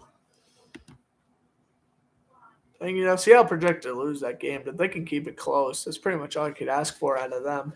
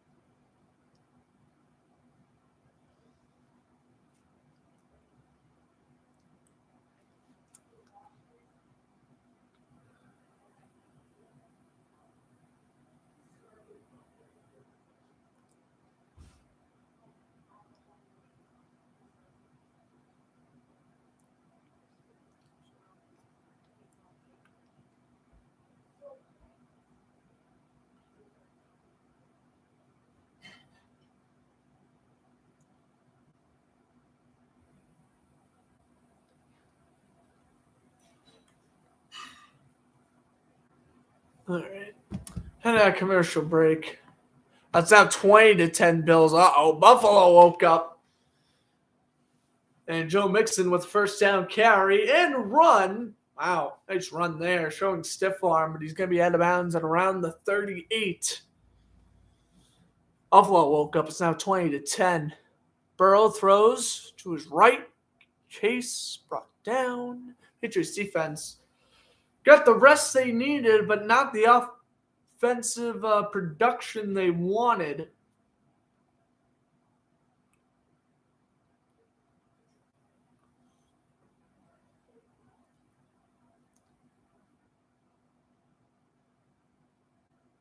Bengals lost 7 straight games at New England. Their last win here was 1986. 1988 back at the old Sullivan Stadium. The Patriots upset the 7-0 Bengals en route to starting that trend with Doug Flutie as their starting quarterback. Mixon gets 4 in the first. And, of course, speaking of 1988, it's probably the last time the Bengals are going to have to – well, the Patriots are going to have to go back to when their team was really awful. Yep, Bengals won 31-7, December 7, 1986. Bengals looking to break that streak tonight. It looks like they will. Last time they played here was in 2016. And that was when the Patriots won in Tom Brady's return home after Deflategate. P. Ryan picks up 2. Second down to 8. It's also incredible how NFL Films has coverage from a Bengals-Patriots 1986 game. That's incredible. Of course, Boomer Esiason up in the CBS newsroom must be happy about that.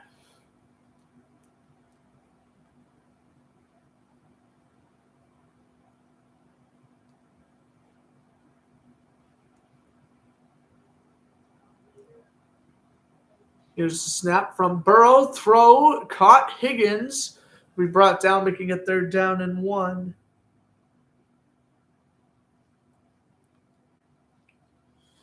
Look at those 6 Super Bowl banners. Yeah, look at them. They ain't winning one for a while.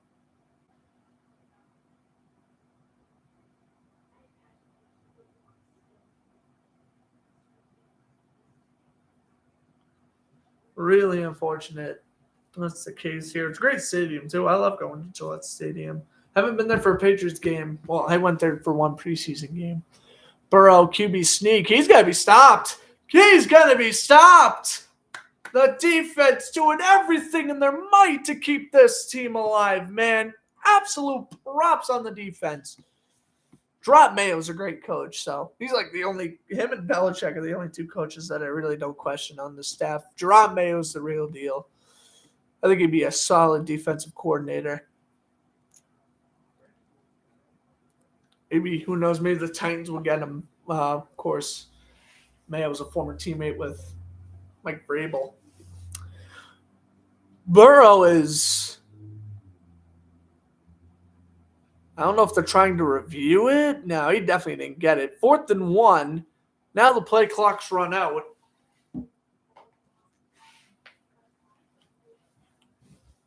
And flag on the offense for delay of game. 4th and 6, and they did that just so they could get the punting unit out. Smart play by the Bengals. And 22 to go 3rd quarter. I mean, yeah. As long as the Patriots don't score, Bengals can just try to run out this clock.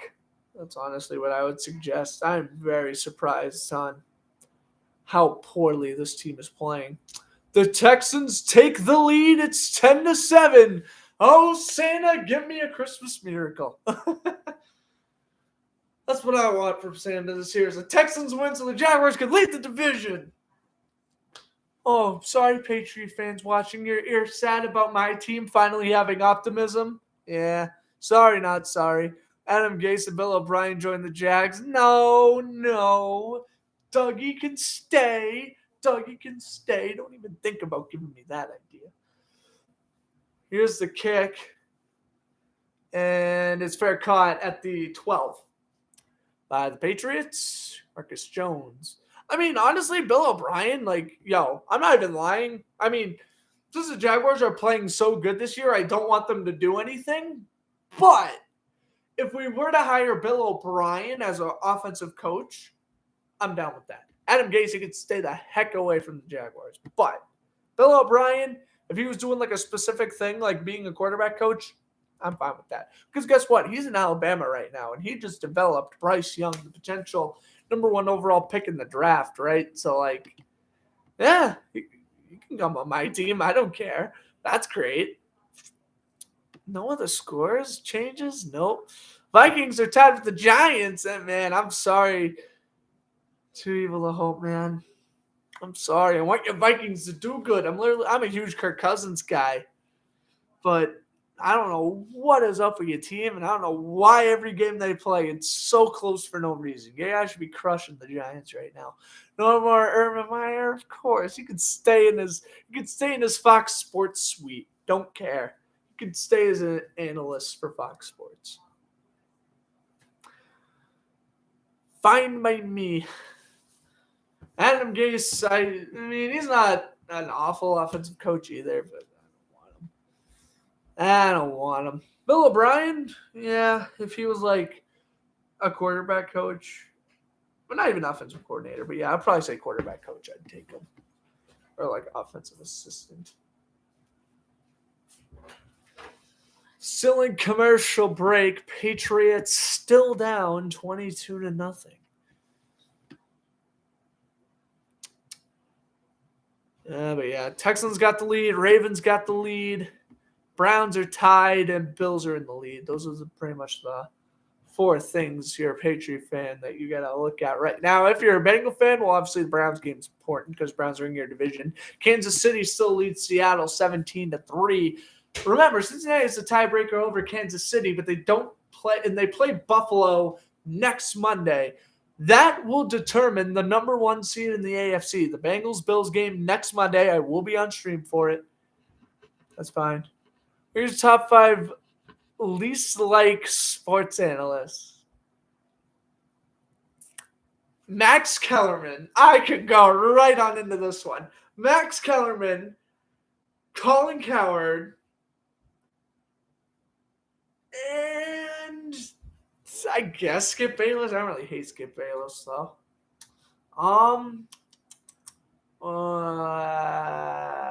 That's pretty much the top 2 that I despise. I don't really like Phil Simms. I don't think he's a good analysis. Yeah, those are pretty much my least 3, I would say. Jones is sacked at the 2. Off the play action, Jones was sacked by Josh Napo. Oh, man, put in Zappy. I mean, really, what difference does it make? Like, now you can put in Zappy. Like, now this is where I lose my patience with Mac Jones. I don't love Orlovsky. I just don't, despise him. Yeah, I'd probably say Orlovsky's not that good, but I don't hate the guy. And if I had to pick a 5th, well, I guess I'll go Orlovsky 4th. And if I had to pick a 5th, what's his name? It's like something Madden, who works for the Pittsburgh radio station. I heard nothing but negative things from him. He's my 5th. Jacoby Myers on the catch after the screen. It's 3rd and long. This is awful, man. Come on, Patriots. Get going on offense. Did you rant about... Oh! Chris Sims! Chris Sims! I forgot Chris Sims existed. I said Phil? Oh, my bad. I must have been thinking of the other one. Chris Sims! Yes! Oh, my God. How do you remember my least favorite analyst? That's number 1. Chris Sims is number 1. There we go.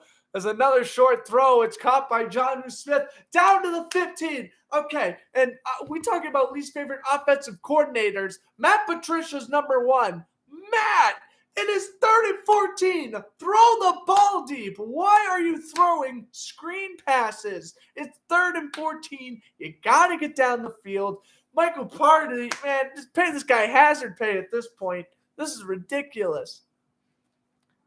Defense gets a 4th down stop. They get an interception. The offense does nothing. Put in Zappy. Do something. Change something. I don't care. Trent Taylor. I don't know. It's at the 44. It's annoying. Yes, Chris Sims is my least favorite. He's bad. He makes the worst football predictions each year and still has a job. I wish sometimes you could get a talk show based off of like how accurately you predict stuff. That'd be awesome.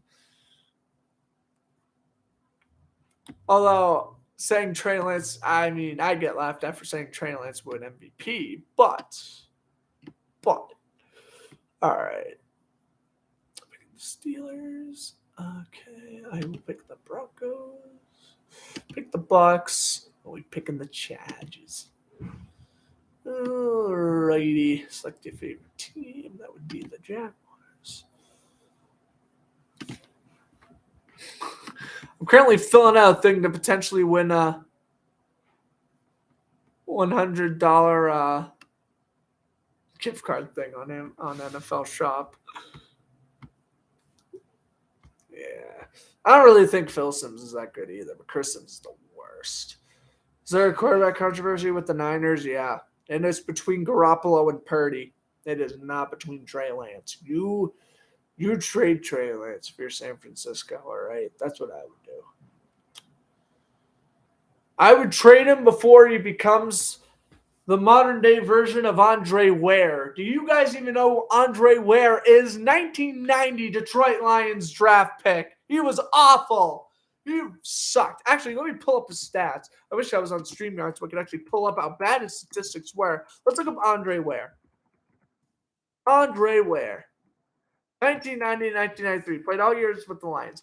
14 career games, 3-3 record, 1,102 yards, 5 touchdowns to 8 interceptions. He was a 7th overall pick. 7th overall pick. Let's take a look at Trey Lance, who I know was a 3rd overall pick. I want to overreact, but 5 touchdowns to 3 interceptions, 797 yards. Okay, he's better than Andre Ware, but still. Trade Trey Lance to the Jaguars for Lawrence? Not for Lawrence, but yeah, I'd take Trey Lance. What the heck? I mean, sure. Trade away. I mean, I'd trade away something for Lance. Definitely. I know he's a good prospect, so I won't completely fleece San Francisco. They need a corner. I would be down to trading either. I mean, they wouldn't take this offer, but I know they need secondary help. If they needed Andrew Wingard or Shaquille Griffin, sure. 2nd and 11, as that pass went absolutely nowhere for the Bengals. They are on their 2nd offensive drive of the quarter.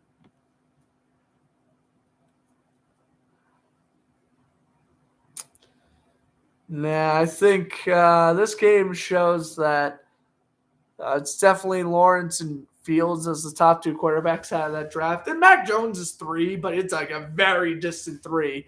Lance doesn't play, and then Zach Wilson sucks, so I don't know. That's caught wide open. Chase need 11, got 14.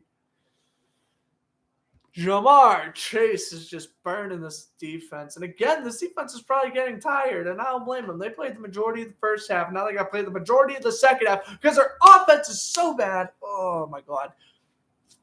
I don't even know how I'm a Jaguars fan if I despise watching bad offenses. I remember the days of watching Chad Henne for the Jaguars. Awful. I've seen terrible offenses in my life. I saw last year's Jaguars. Their offense was pretty abysmal too.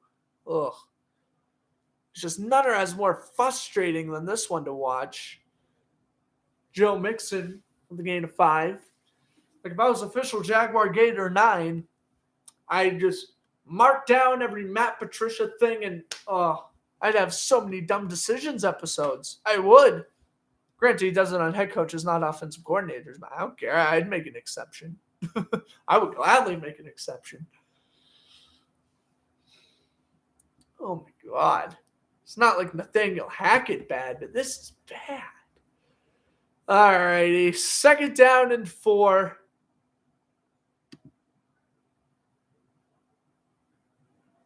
Hand off. Up the middle, make it 3rd down and 1.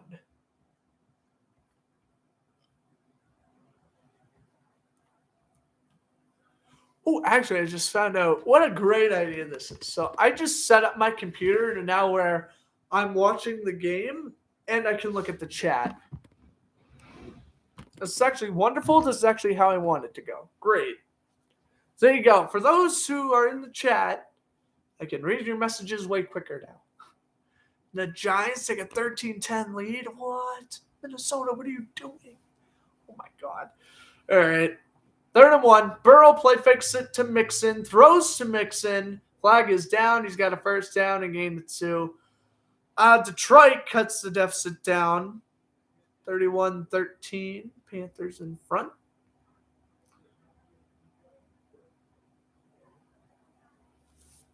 There's a penalty on the Bengals, so it's coming back for holding.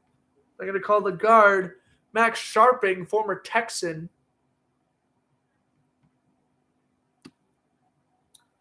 And speaking of the Texans, I'll have to check on their score in a little bit. Actually, I can just check it now. So they were up 10-7 last I checked. And they're still up 10-7.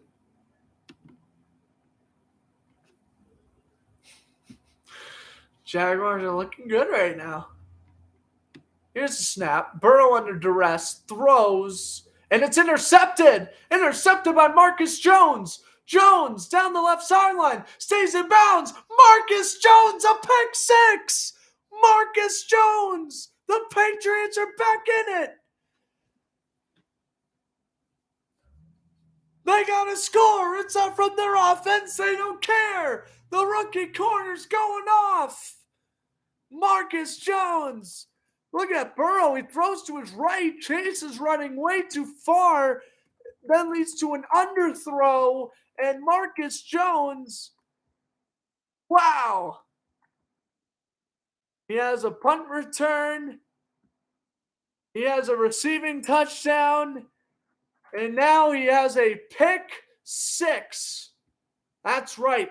3 different scores for Marcus Jones on the season. Receiver, as a corner, and as a punt returner. Simply remarkable. Simply remarkable. And the Patriots are back in this thing. 3:51 to go in the 3rd quarter. Nick Folk, no good. Oh, are you kidding? Nick Folk misses the extra point. And McPherson missed 2 from that spot.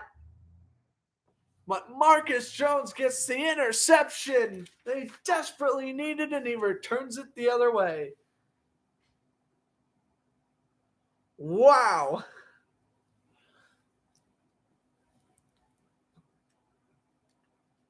You guys are going to call me nuts. Hold on, I just want to mute my mic for just a second. I got a voice message I got to send to my friend real quick as we are in this commercial break.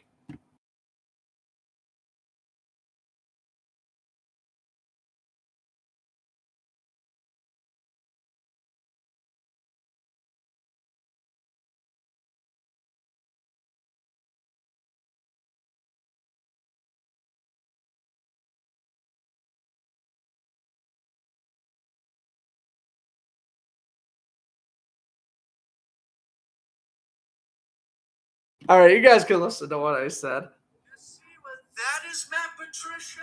That's called points. Your defense can score, and not your offense. Hey, man, just put it down. That was pretty much it. They go into the. They just need a bench Mac Jones. They just need a bench Mac Jones.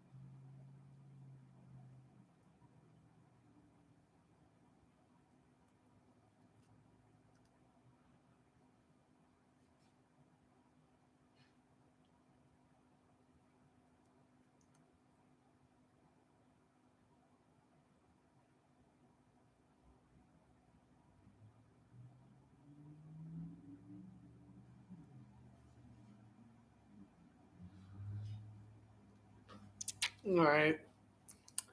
Here we go. 3:51 to go in the third quarter. Patriots are going to kick off. They have finally scored. It's a pick six by Marcus Jones, but that's not the point. The point is they finally scored, and they have now cut the deficit to 2 possessions. We'll see how the rest of this one goes. As what a return. Wow. And right after the touchdown, Williams gets a huge kickoff right back. Take a look at Jones. 5 seconds left of the game. 84-yard punt return to win it. Then he had the receiving touchdown week 13 against the Bills. First ever touchdown. And then, of course, the pick six you just saw moments ago. Burrow couldn't hook up with Chase. And Marcus Jones. Pick six.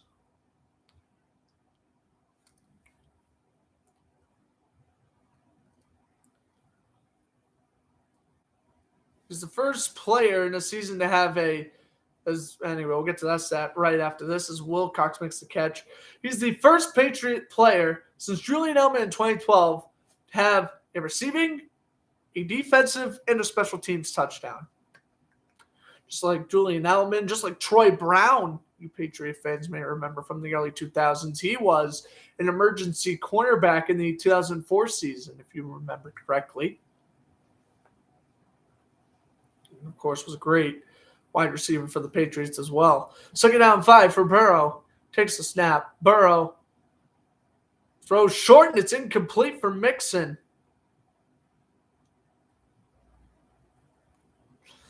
The momentum should be shifting in favor of New England. But I can't trust this offense. I can really tell if it ain't, though.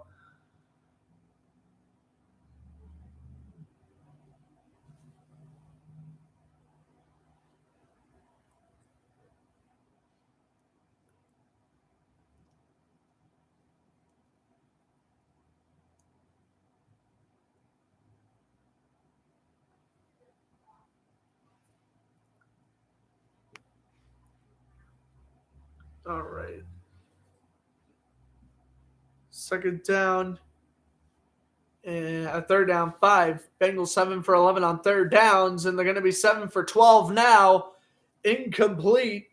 Burrow tries to step the screen. It didn't work.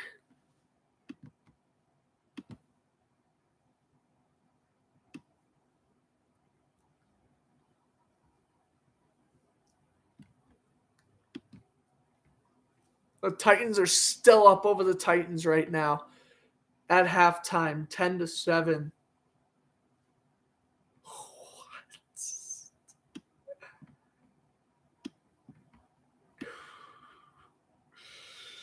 Oh, God. Miracles, miracles. We need miracles here. Okay.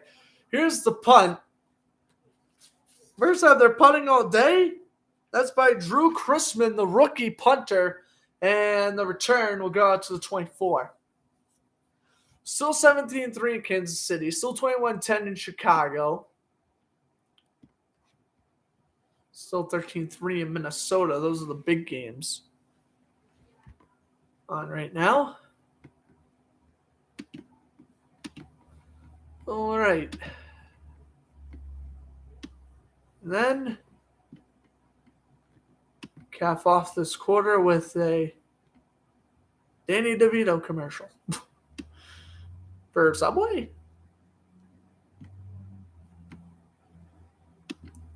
Yep.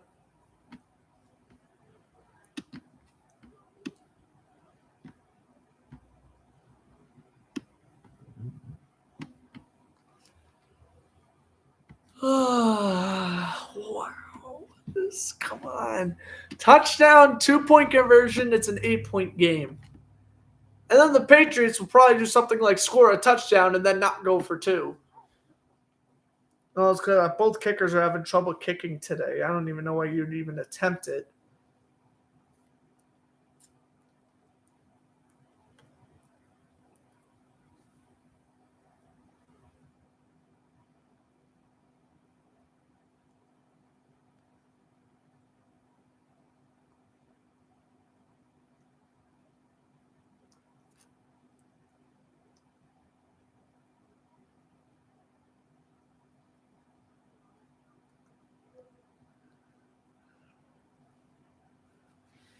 Okay. Not a lot of scoring in bunches here. The Saints took the lead over the Browns. That's kind of crazy. Taysom Hill scored a touchdown. Don't you just love when players go off when you get eliminated from the fantasy playoffs? You guessed it. Taysom Hill has 2 touchdowns in 2 weeks since I have not played fantasy football.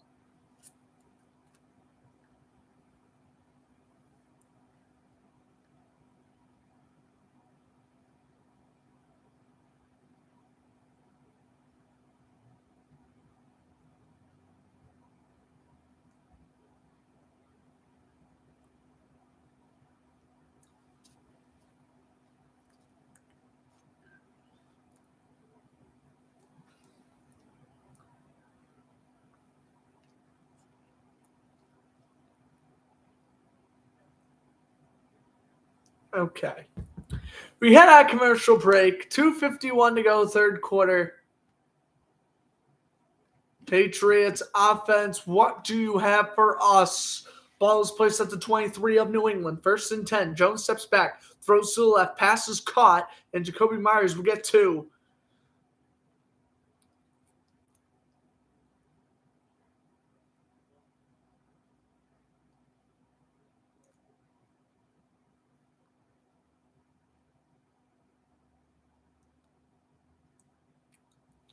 Give Myers 3. It's 2nd and 7 at the 26. Stevenson switches from right to left. Jones takes the snap, steps back, throws, got it. Myers, first down and a gain of 12. Well, if the Patriots offense was going to assert itself, now is the time. They're hearing me say, put in Bailey Zappi. Mac is saying, Grant, give me one more chance. And Jacoby Myers having himself a pretty solid day. He does have the most receiving yards on the Patriots this afternoon. 1st and 10 and shotgun at the 37. New England finally driving. Here's Jones. Waits in the pocket. Escapes. Down he goes. Sacked for a loss of 1. On the sack is number 95, Zachary Carter. And right when I praise this offense, it goes to me directly regretting the fact that I complimented this offense. I'm not saying I announcer jinxed it, but this is bad.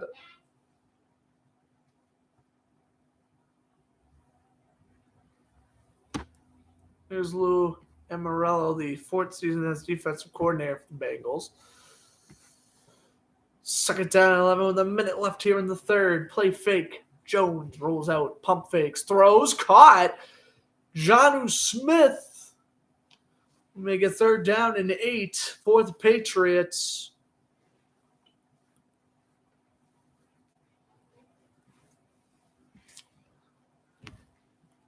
Look at that. Jones able to throw out of the pocket. That is one aspect of his game I want him to work on this year. At least in the second half of this year, when given the chance to, he has been better in that aspect. 3rd down and 7. Mac Jones, your center.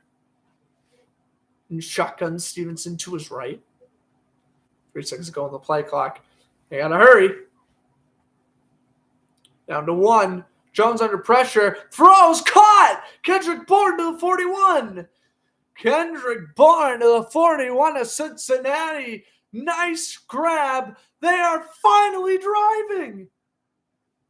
It took them until the 4th, but that's okay. They woke up right before it's over, so I guess you can't complain.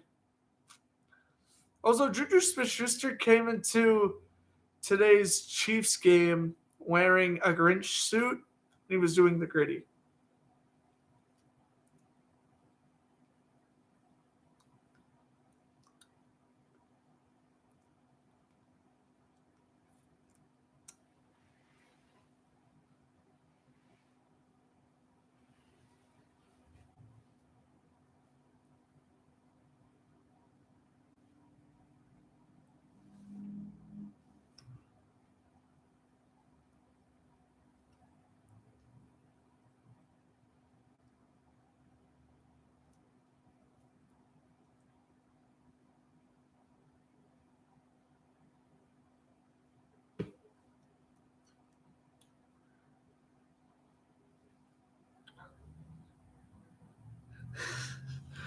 Everyone complain about Tyler Huntley being a Pro Bowl candidate this year. Yeah, that's bad. That's pretty bad. Tyler Huntley should not be anywhere near the Pro Bowl, let alone should be a Pro Bowl alternate. I do think that is a little bit embarrassing for the league. Trevor Lawrence is literally only thrown one interception in the last month and a half compared to like 15 touchdowns. And yeah, it frustrates me, but whatever. Minnesota regains the lead over the Giants, by the way. 17-13 there. Vikings love to give their fans heart attacks. I'm one of them. They're my favorite NFC team. I'm going to be feeling it in the playoffs. At least I know why my teams are in the playoffs. Whatever happens with the Jaguars. Obviously, I'm way more passionate about Jacksonville, but I'll be rooting for Minnesota this year. I have a Kirk Cousins Washington jersey. I have an Adam Thielen jersey up in my college dorm.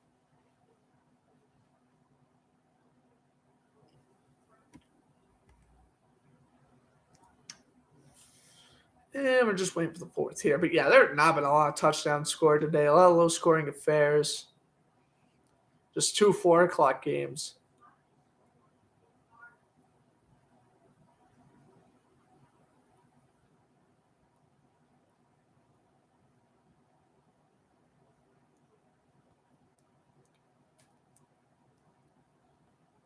All right. Still 17 degrees, still 10 to 15 mile per hour winds, and it still feels like 3 degrees. Fourth quarter start right here in New England. Patriots having their best offensive drive of the day, and they are at their Cincinnati 41. Can't believe I'm saying that. Jones throws for the end zone, and he just overthrew Kendrick Bourne. 2nd and 10 coming up here for the Patriots. Eli Apple on the coverage, 2016 first-round cornerback, drafted number 10 overall by the New York Giants. He got cut. This is his second year on the Bengals after he spent some time with the New Orleans Saints.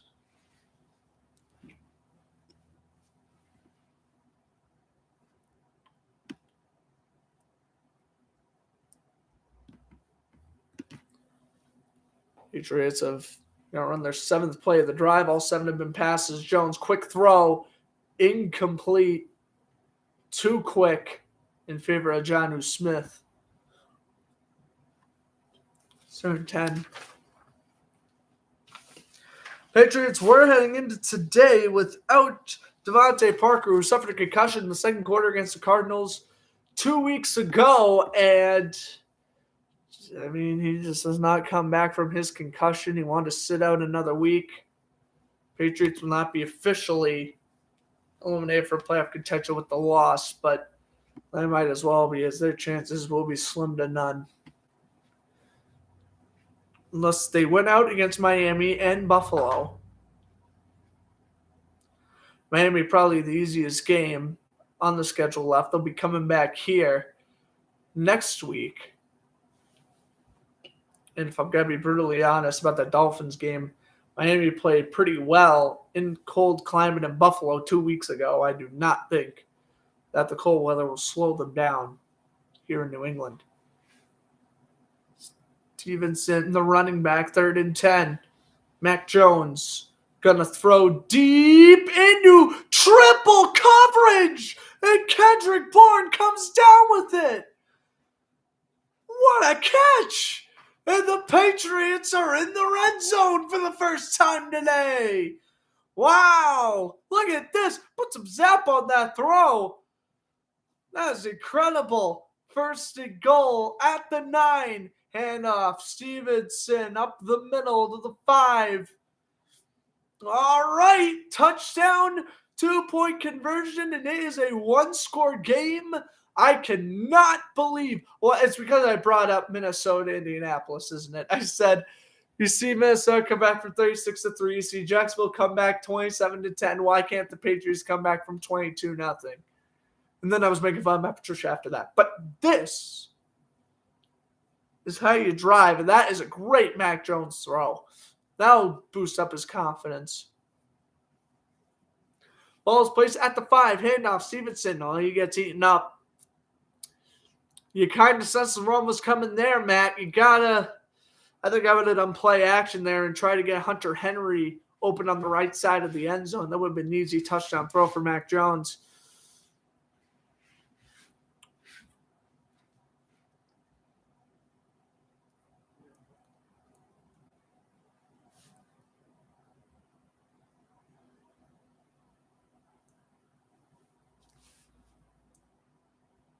Here is Jones.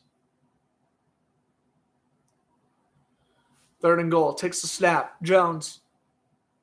He's got to throw it. He does. Back in the end zone. One adjustment. Touchdown. Kendrick Bourne. What a great drive.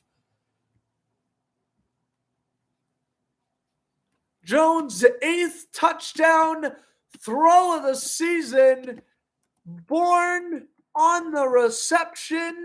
I really wish my computer was not acting slow so I could tell you what number Bourne's touchdown of the season that was, but wow.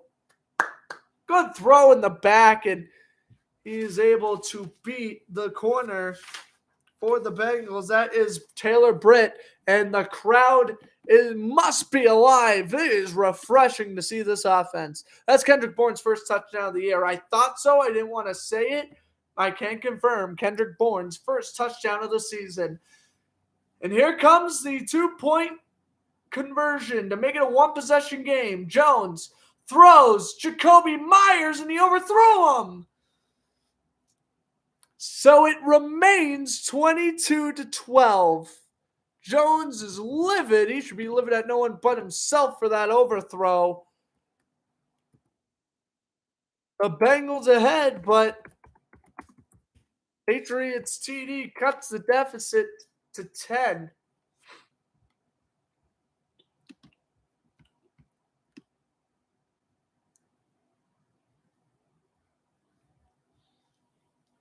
All right, I'm going to be brutally honest with you. If you follow Fluster Sports Zone 2 on Instagram, the only game I think I'm going to post right now is Minnesota and New York.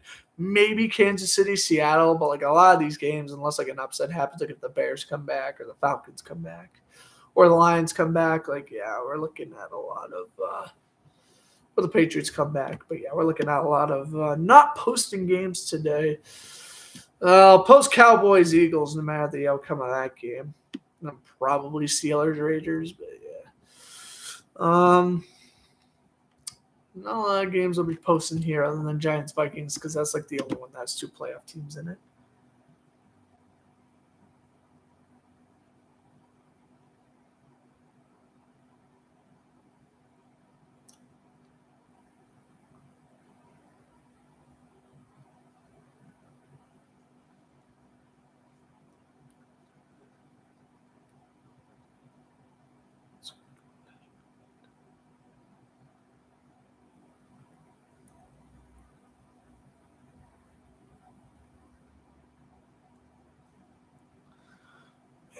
Now I know this is probably one of those things where it's just like, oh, I'm like getting older with age.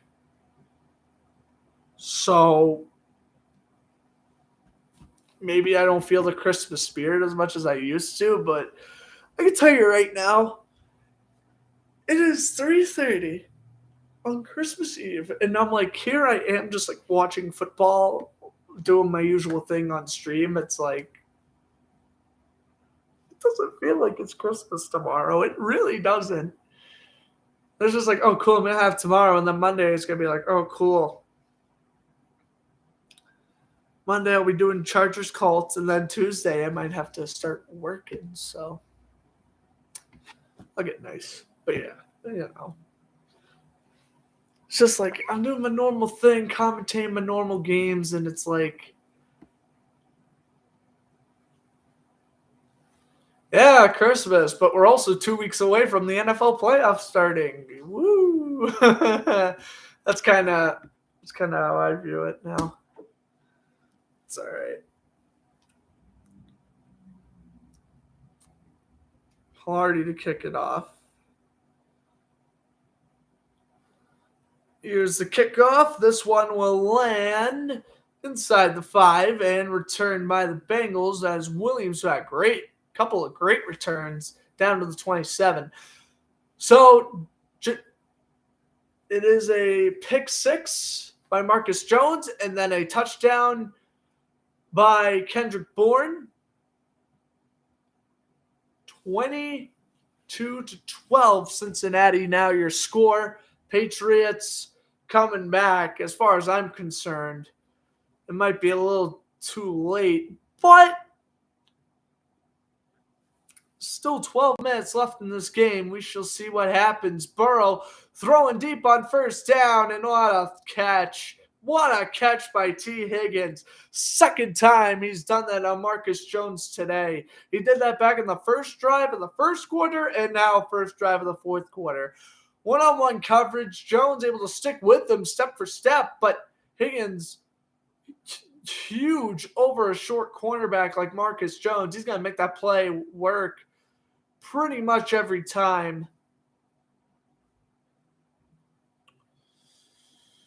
Under center is Burrow. Higgins now with 128 yards on the day. Burrow under center. 2 seconds left on the play clock. Runs it, and Mixon will get a gain of 2. He's down to the 40.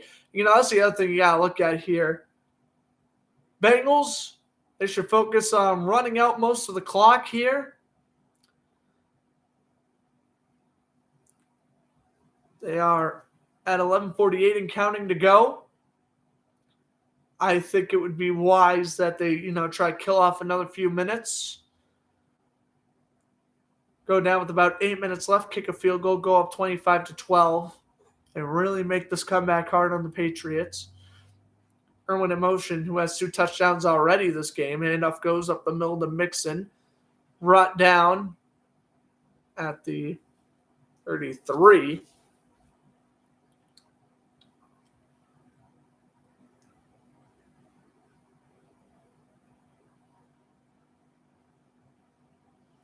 Jabril Peppers, is not down. Instead is Matthew Judon. Oh, no.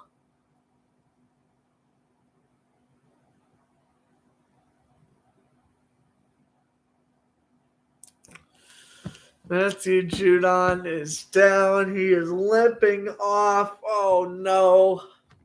That's the last player you want injured for the Patriots right now.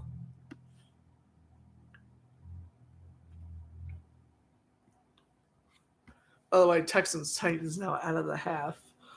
If it wasn't Christmas Eve, I probably would have done bonus coverage of Titans-Texans. I'm not even lying. But not going to happen. 3rd and 2. Mixing the handoff. And he's got it on the second effort. First down, Bengals. Man, that was they did a good job at stopping the run. Mixon got to. He literally got to. He just, put the ball over the first down marker, so they were going to give it to him. What am I doing here? I'm Superman. All right, but yeah, anyway. Nice first down there by Mixon.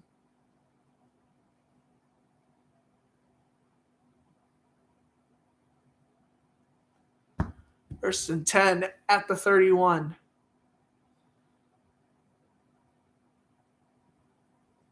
Burrow tosses it over. Caught. Mixon. Brian Mounds by Jonathan Jones. He's second out about 7 coming up. What? My friend who always texts me like, "Are you okay?" I'm like, "Yes." All right, second out 6.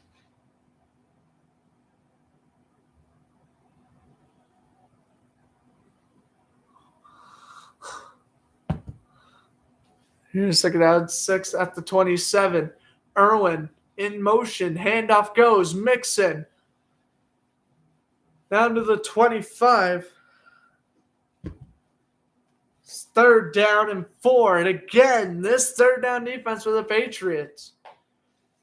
It was off the first half. They've done a decent job in the second half.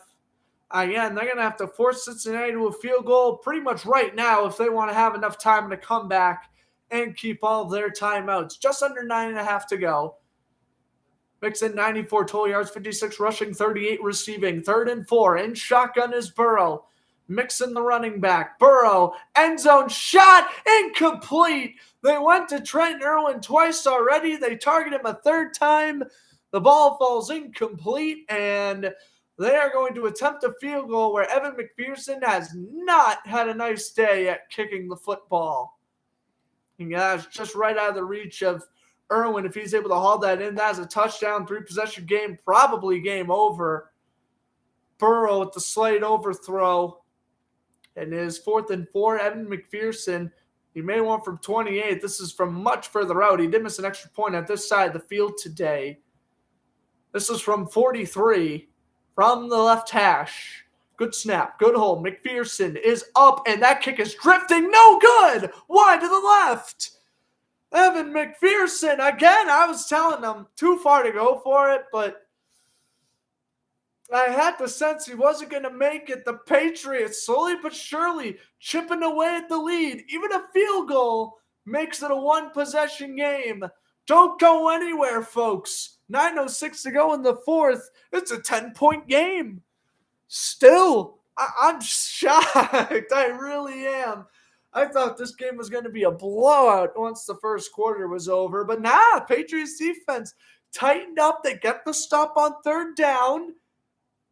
They get the missed field goal. Look at them now.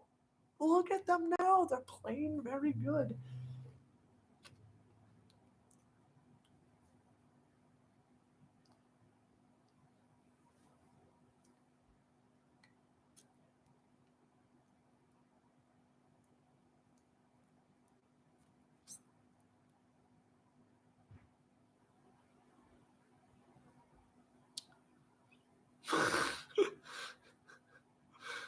Oh my goodness.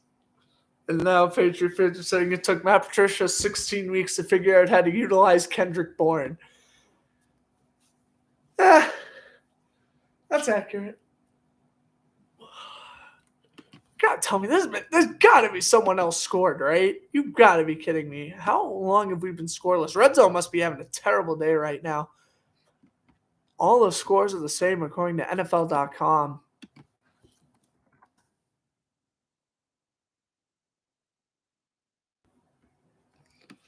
Saints are still up at the 2-minute warning. With the Browns lose that game, they're not making the playoffs at 6-9. Bears get the ball back with 8 minutes left. The Giants have the ball.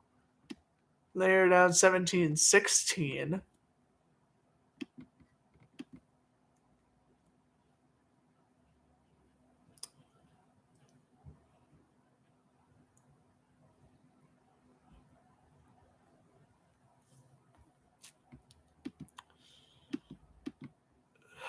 Yeah, man.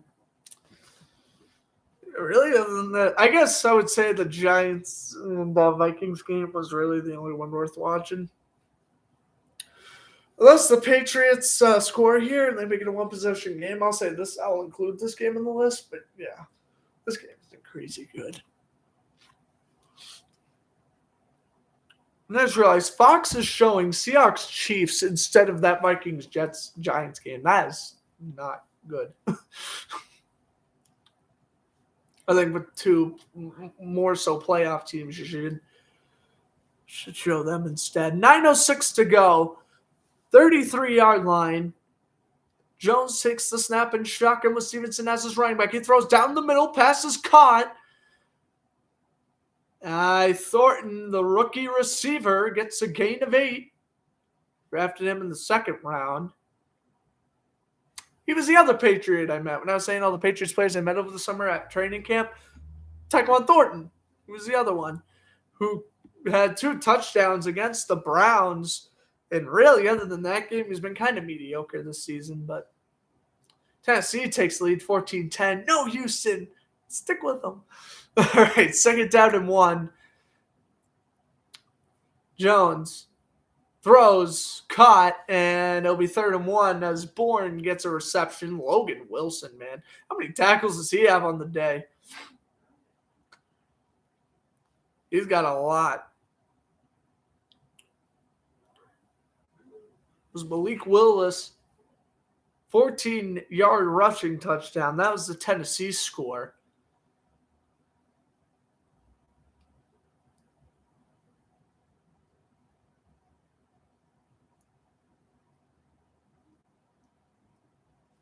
Here's Jones. Handoff. Stevenson up the middle. He's got the first.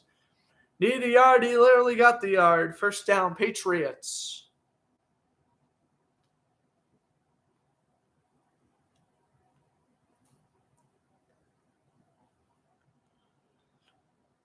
Gotta keep that drive alive. That's what you gotta do in this situation.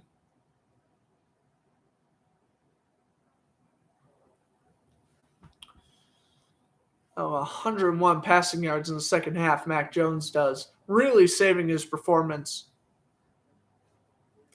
Jones takes a snap. Low snap. Jones throws. That is caught? Incomplete. Incomplete. I don't know if it was broken up at the last second by Von Bell or not, but that is caught by Kendrick Bourne out of bounds. Okay. Bourne 1. Wait a minute. That's a catch. That is a catch for Kendrick Bourne. Whoa. Coach's challenge. Coach's challenge, Belichick. Belichick. Oh, now he's reaching for it. Yeah, I just need to see the replay. Yeah. Belichick is ripped. He's saying that's right there. That's a catch. Belichick is firing me up. What a grab by Kendrick Bourne. Has possession. Clearly both feet in. Let's check this again. Has possession right there. 1, 2. Clearly. Blatantly. All right. Kendrick Bourne and the Patriots are down. If this is a catch, they are down well inside field goal range. All right.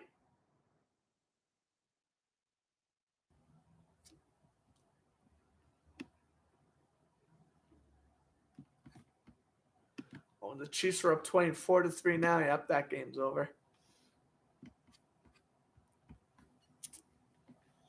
All right. Yeah, they're bringing in Gene's territory right now. I mean, there is no way this is not a catch. I mean, Keelan Cole didn't catch that touchdown in the Raiders-Patriots game last week either, but if they call this incomplete and that a catch, wow, I think this would be pretty obviously the worst call in NFL history if this is called incomplete after watching the replay. I don't even know why it's taken this long. This is clearly a catch.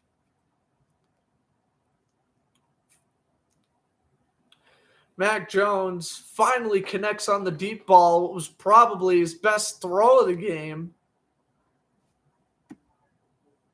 And the Patriots refusing to go away on this great afternoon.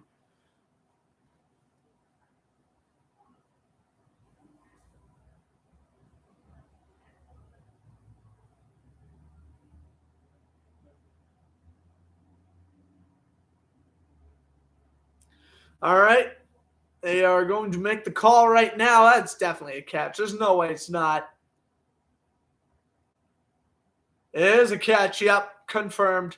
Patriots walking down the field, and this crowd is fired up, man. They're firing me up.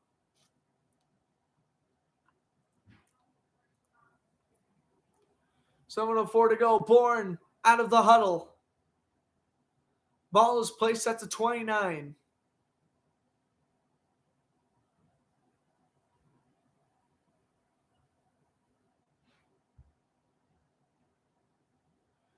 Jones.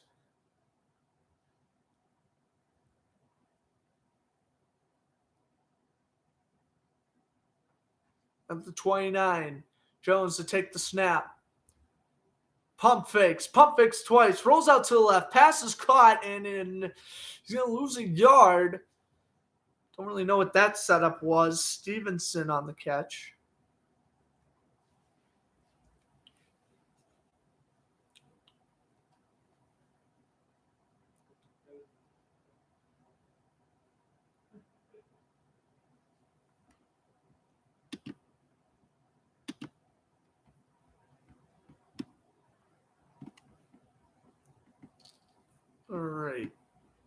2nd and 11. Jones in motion. Takes a snap. Under duress. And throws it away incomplete. Ball is out. Referees are signaling incomplete. So Jermaine Pratt's run back is all for nothing. Whistles are being blown. Nothing will count. It'll be incomplete. 3rd and 11 coming up for the Patriots here. Look at Von Bell. Nice throw by Jones. Able to good awareness, not taking the sack, shuffling the pass away. And it will be intentional grounding, but they will gladly take the intentional grounding instead of the fumble recovery for a touchdown.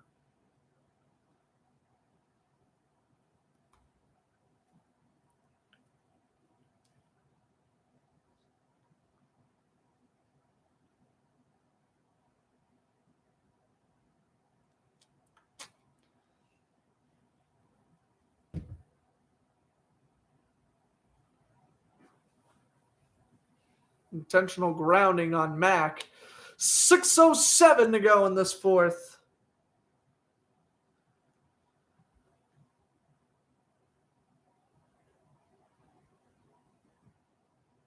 Why am I tapping on my phone like this? I'm like, why did my phone open up? It's because I'm tapping on my phone like... All right. Well, they blew the play dead, so... are they going to review if this is a fumble? Now, this I'm a little confused. I think... well, he clearly tries to throw it forward. The ball goes forward. No way. This has got to be an incompletion. Ball clearly touches the ground. I agree with intentional grounding, perhaps, but I do not think this should be a fumble recovered by the Bengals.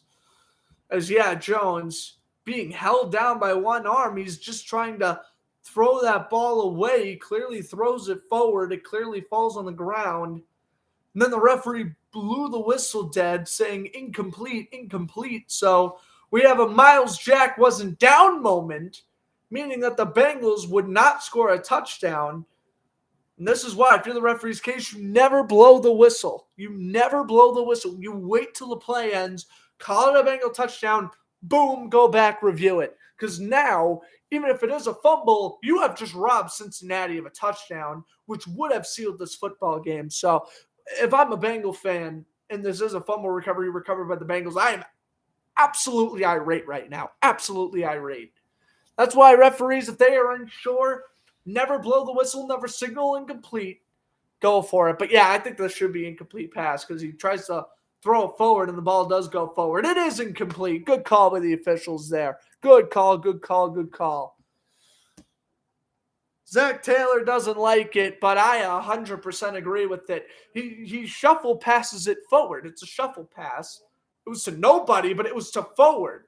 All he has to do is throw forward in that situation, and he is beautiful.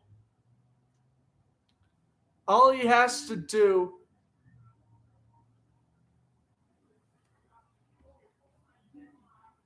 wow.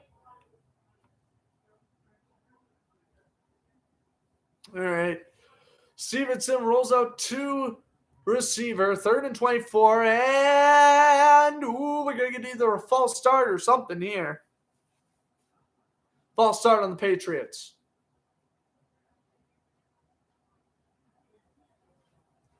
I'm going to call Trent Brown. Patriots were once in field goal range. Now they're not even close.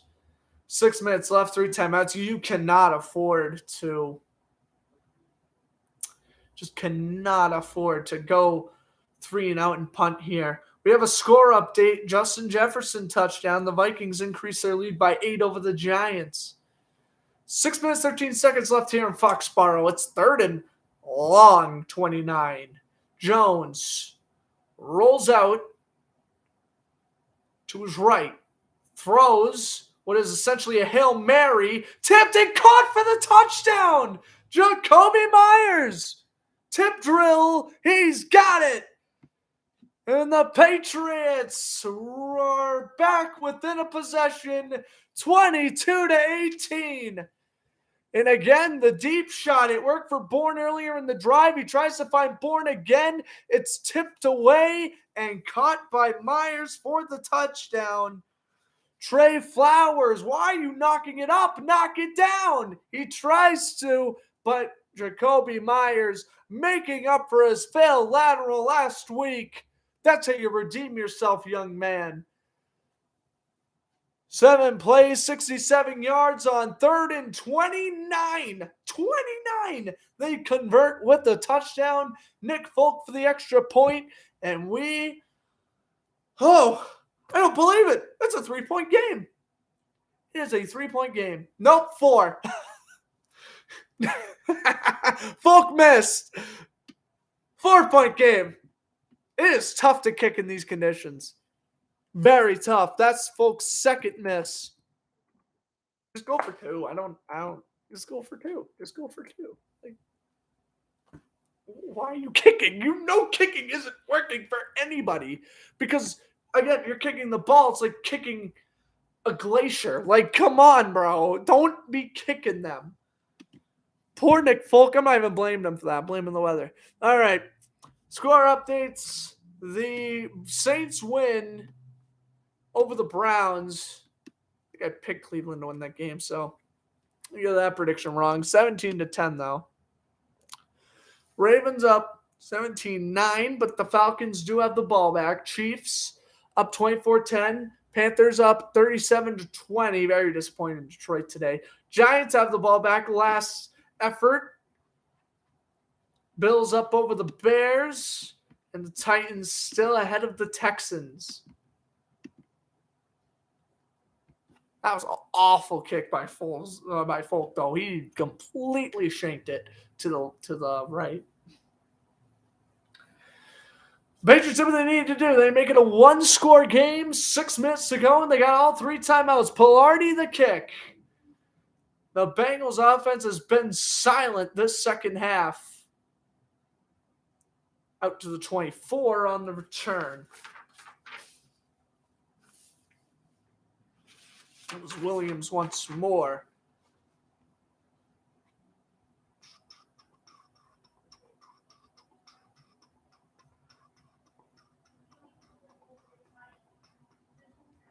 All right. Bengals getting the ball back. Remember, it was when Jonathan Jones got the pick 6. Or Marcus Jones, excuse me. That's where the momentum shifted, and it shifted for the best. Oh, man. Burrows completes to Wilcox down to the 32. Like I've been saying this whole time, Bengals, you want to win this game? Run down the clock. I mean, come on, boys. It's simple. And here they are still throwing, which shocks me. The Patriots are a 2-point conversion and 2 extra points away from tying this game. That is the difference maker. The Patriots have come back from the dead, dug them out of their grave, and they are back in this football game. 2nd and 3. Chase with the screen gets 5 and a first for the Bengals. The New York Giants, with a 27-yard touchdown run by Saquon Barkley, have tied Minnesota at 24. That game is going to come down to the wire, folks. I'll keep you updated on Minnesota and New York. 1st and 10 for the Bengals. Here, though, ball placed at the 32. T. Higgins in motion. Burrow throws Mixon. And is that down at the 41? It'll be 2nd down. And I can hear the excitement from my parents upstairs. I think that means that a Patriot play is going to occur in their favor. We will see, though. 2nd down and 5.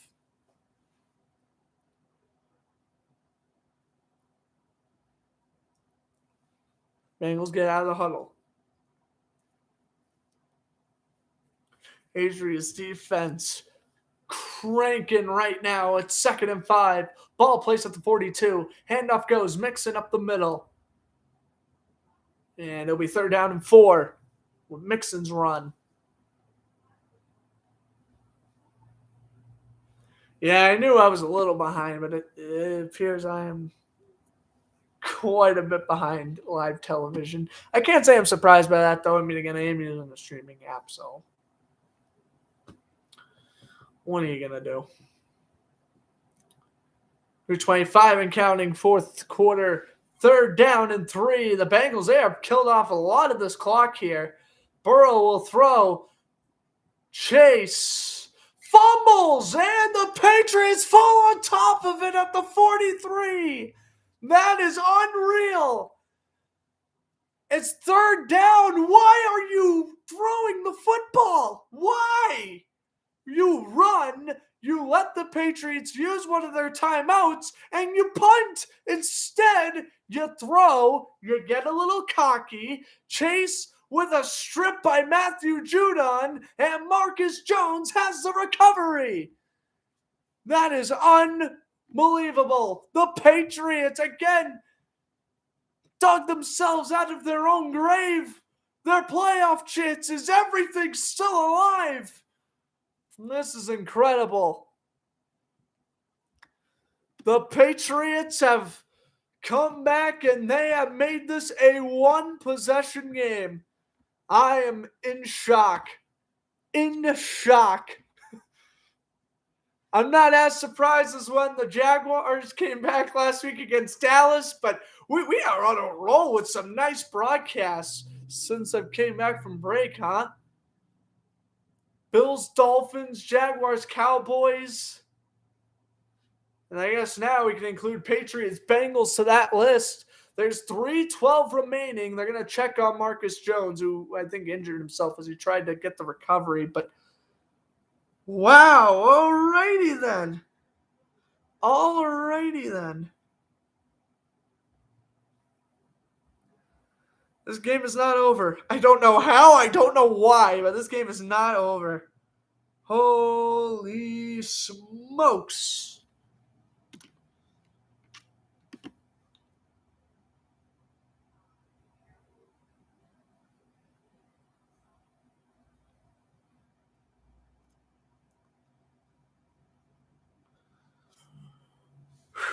Buffalo scored. 31-13. Houston has the football.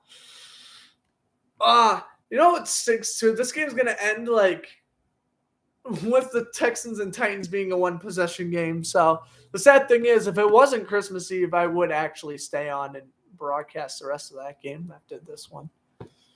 Because it's going to be like early 4th quarter. We're going to have like an entire other quarter. I don't have any of their rosters, but like whatever.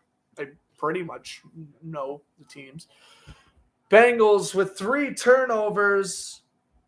They have 2 interceptions and a fumble recovery. Jones takes the snap at the 43, and it's incomplete. And a flag is down. Looking for Thornton on that one down the left sideline. And Zach Taylor not happy with the officials. As Kansas City, that game officially in the books. 24-10, they win over Seattle. 3rd and 9 for Minnesota, though. Again, we'll keep you updates on that Giants-Vikings game. Baltimore officially beats Atlanta 17-9, so Tyler Huntley wins another one. Holding is called against Eli Apple, and that'll help the Patriots drive. Houston will have to punt on 4th down. All right. Texans Titans means a lot for both the Patriots, the Jaguars, the Steelers, the Jets. The Texans game means a lot more than what you think. 1st and 10. Inside handoff. Stevenson up the middle, down to the 32. Brought down by Sample.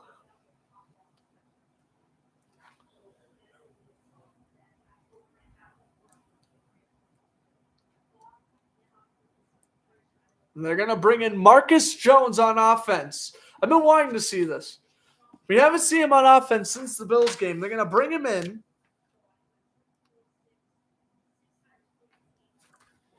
On 2nd and 3. 3 receiver bunched up to the left. And they're going to throw the screen to him. Marcus Jones with a juke. He's got the first. Needed 3. He's got about 12. First down, Patriots. I don't believe it. They are actually going to potentially come back and take the lead with whatever time's left. Oh my gosh. Jones, look at that. Ripping off one tackle. And he's brought down by Taylor Britt.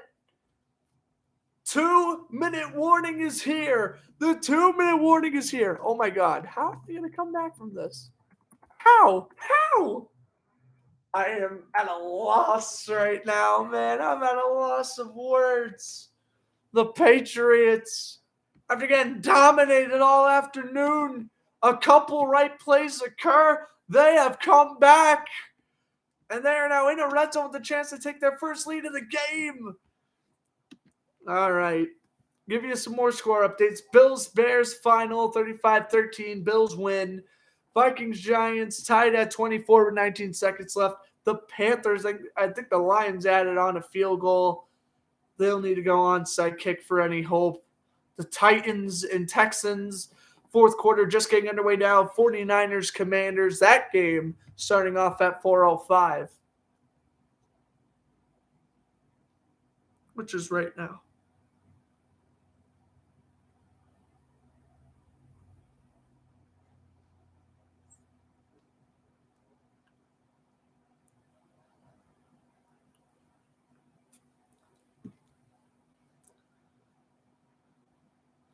Second 10, the New York Giant 42. I'm going to have to pull up the Vikings game on my phone. Are they going to go to another overtime game? Are you kidding? Are you kidding?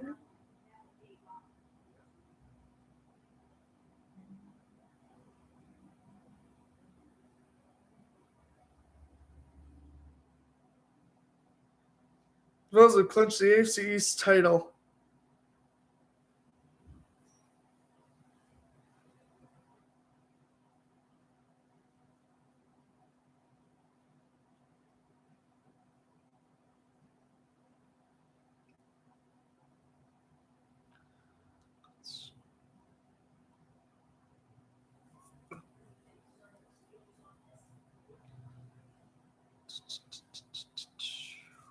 All right.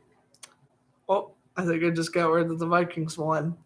They did! 27-24. Minnesota victorious over the Giants. All right, well, we got a good game here. I don't want to disrupt the flow of this broadcast and post the Vikings game.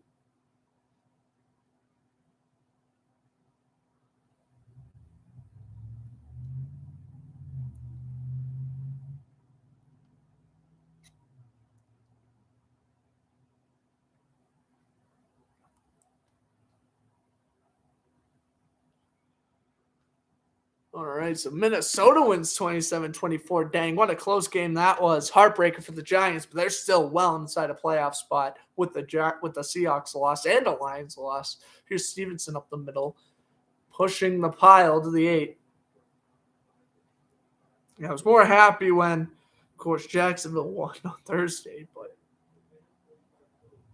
really good game between Vikings and the Giants. I'll definitely have to watch the highlights for that one.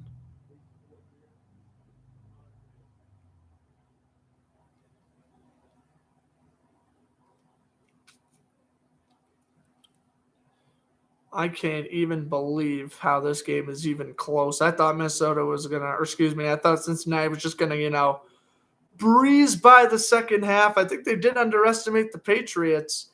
Patriots brought out their worst offense potentially all season in the first half of that game, and their defense was pretty lackluster as well. But here we are.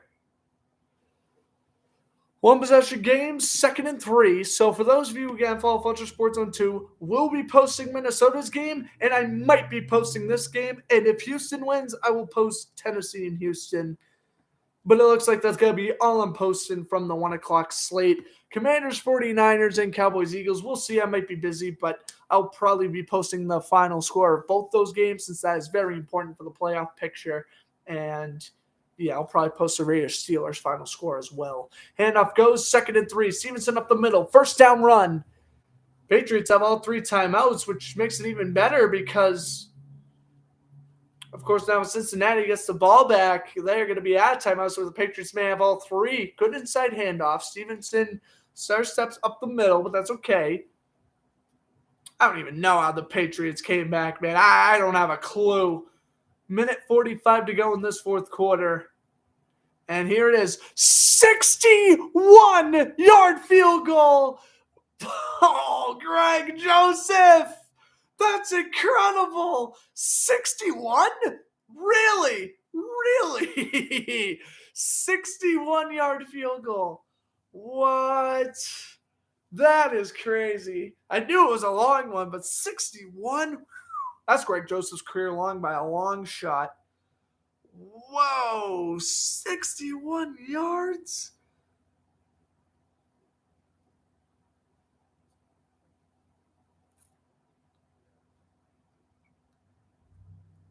That's crazy. Alrighty. They're taking a long huddle here, Mac Jones and Bill Belichick.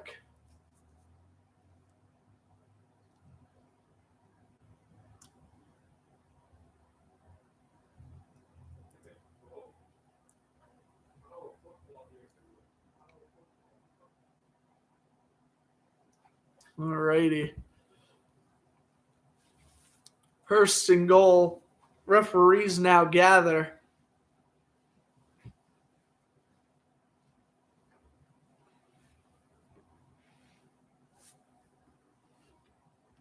Yeah, they are in a very long huddle. There's first and goal to go.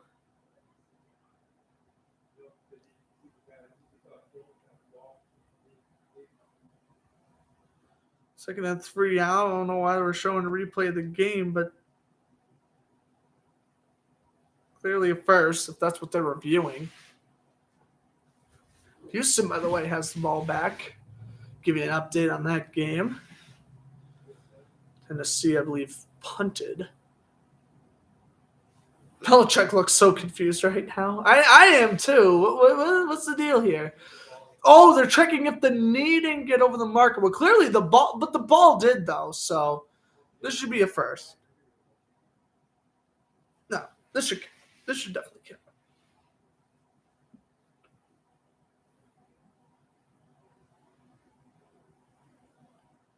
Oh no, they're gonna say 3rd and 1. I think that's a bad call.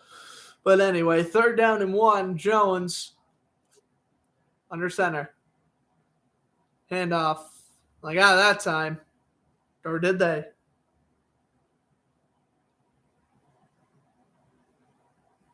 Stevenson.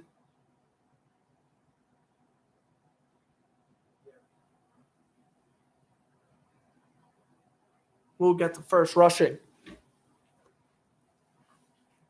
So first and goal at the 5.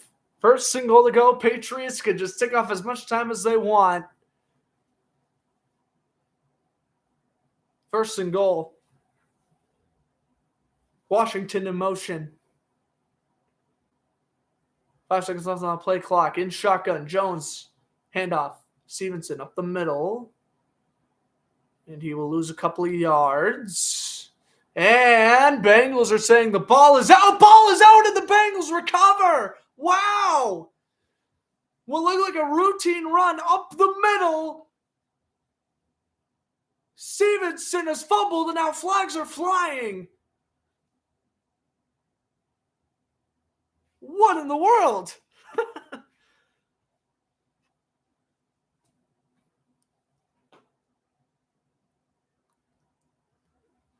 Let's see. Wow, it is Bengal ball. There is a flag. Yep.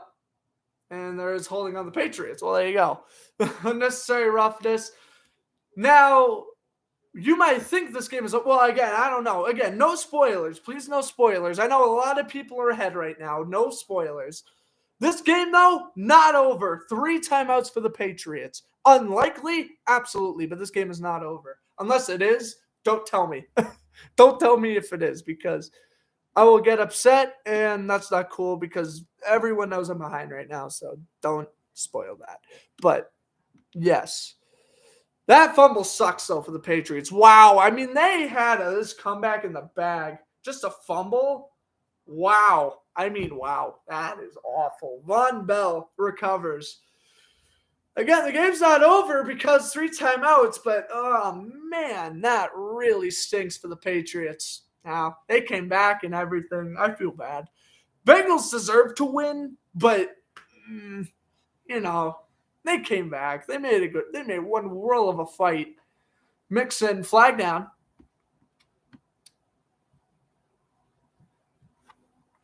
And a false start on the Bengals. Well, okay then. Remember, very unlikely, but a safety, and that is Sharpling's second penalty of the night. A safety makes it a 2-point game. Nick Folks had an atrocious game, but if the Patriots do get a safety, they have to rely on Folk for a field goal attempt to win the game. 1st and 15 for the Bengals.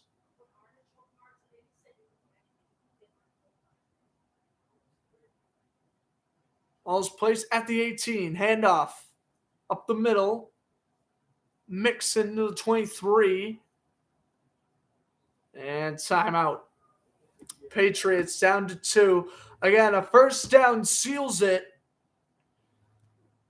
4th down. They attempted a lateral last week. They'll have to do it again this week. It is 1st and goal for the Houston Texans. It is 1st and 10 for the Houston Texans, guys. 1st and goal. Come on, Texans. Take the lead. Take the lead, Texans. Oh, my God. What's going to happen down there in Tennessee? All right, 2nd and 11. Here we go. Burrow, handoff. Mixon. Well, he gets a yard. 3rd and 10. Timeout, New England. Oh, my gosh. You know what? They're going to get another crack at this thing. If they one more stop, they get another crack at it. Oh, my word. 3rd and 9. They'll give Mixon 2 on the latest carry. Oh my. Are they going to get another shot? That's the $1 million question.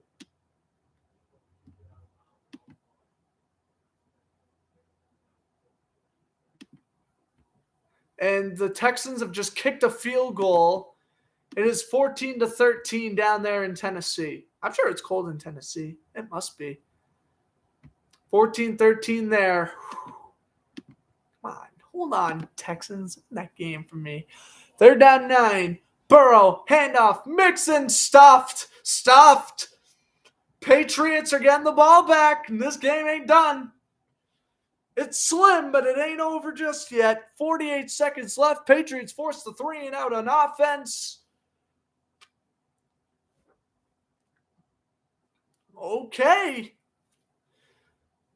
So we're going to get the punt here. Jabril Peppers leading the way on the tackle for the Patriots.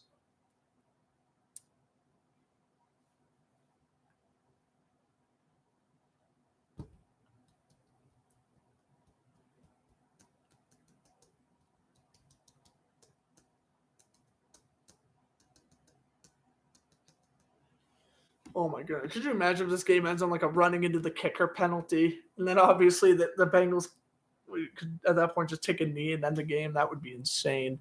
Marcus Jones, a return man. He returned 1 for a game winner. Again, week 11 against the Jets.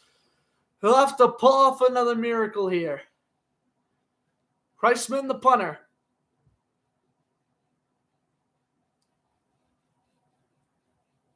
End over end kick. Good kick. To 26, he muffs it, and it goes out of bounds at the 24. You know what? That's okay. You can muff the kick when no one's around you, and it lands out of bounds. All is good. So Patriots will get it at the 24 with 41 seconds left.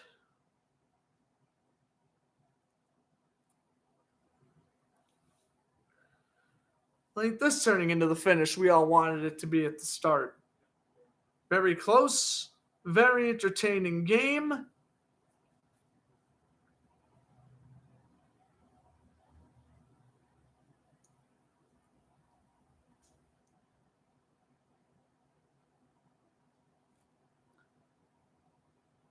Well, I guess we'll have to wait and see what's going to happen here. 1st and 10. Jones audibling. Washington in motion. 3 seconds to go on the play clock. Jones got to snap it. Gets the good blocking. Mac Jones scrambles, runs, got the first. Throwing on the run to Kendrick Bourne to the 39. They got to go no huddle. Yeah, hurry up. Oh, my word. There they go. Spike it with 24. Wow.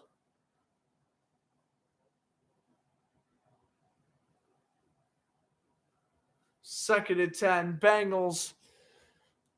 Any hope at the 1 seed remains with a win today. The Patriots, any shot at making the playoffs in general, relies on a win today. 2nd and 10. Patriots get out of the huddle. Washington in motion. Here is Jones at the 39-yard line of New England. Takes the snap.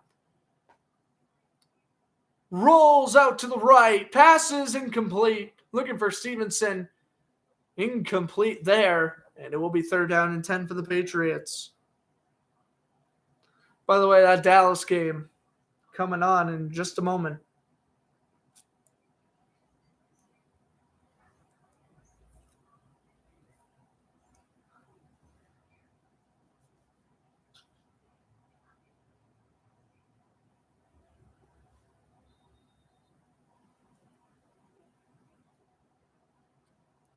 Scotty Washington.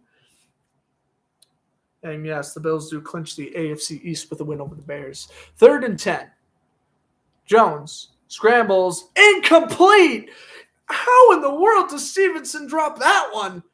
The first one, I get it. Jones was throwing across body. That one was awful. That was right in his hands. Incomplete. 4th and 10, and here's your ball game. Well, they've converted on a couple of long throws. You never know. Last week showed you just never know what will happen at the end of a football game. Bad fortune was against the Patriots last week. Is good fortune against them today. 4th and 10 for the Patriots. Play clock just hit 0. They get the play off. No, they don't. No, they do not. That is a false start. 4th and 15. Ouch.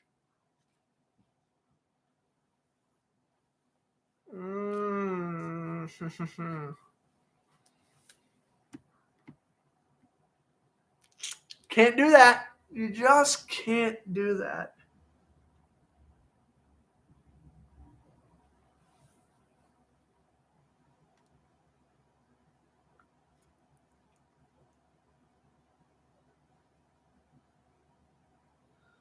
Fourth and 15.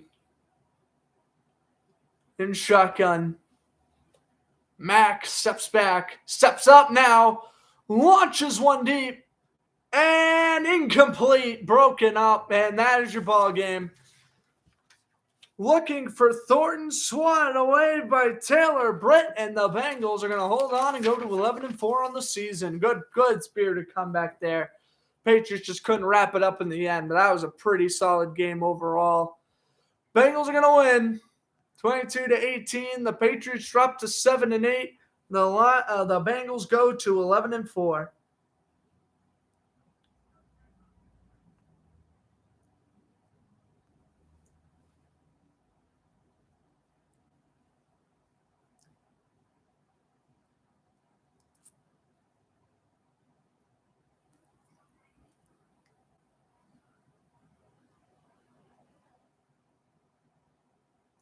As here is the final kneel down. Bengals win 22-18. Hope you guys enjoyed the broadcast. I'm Grant Fluff from Fletcher Sports Zone. If you did, hit that like button. Next broadcast will be Monday night, Chargers Colts. Until then, I'll see you guys next time. Hope you enjoyed the broadcast. The Bengals victorious at Gillette Stadium 22-18. And I'll see you guys in the next broadcast.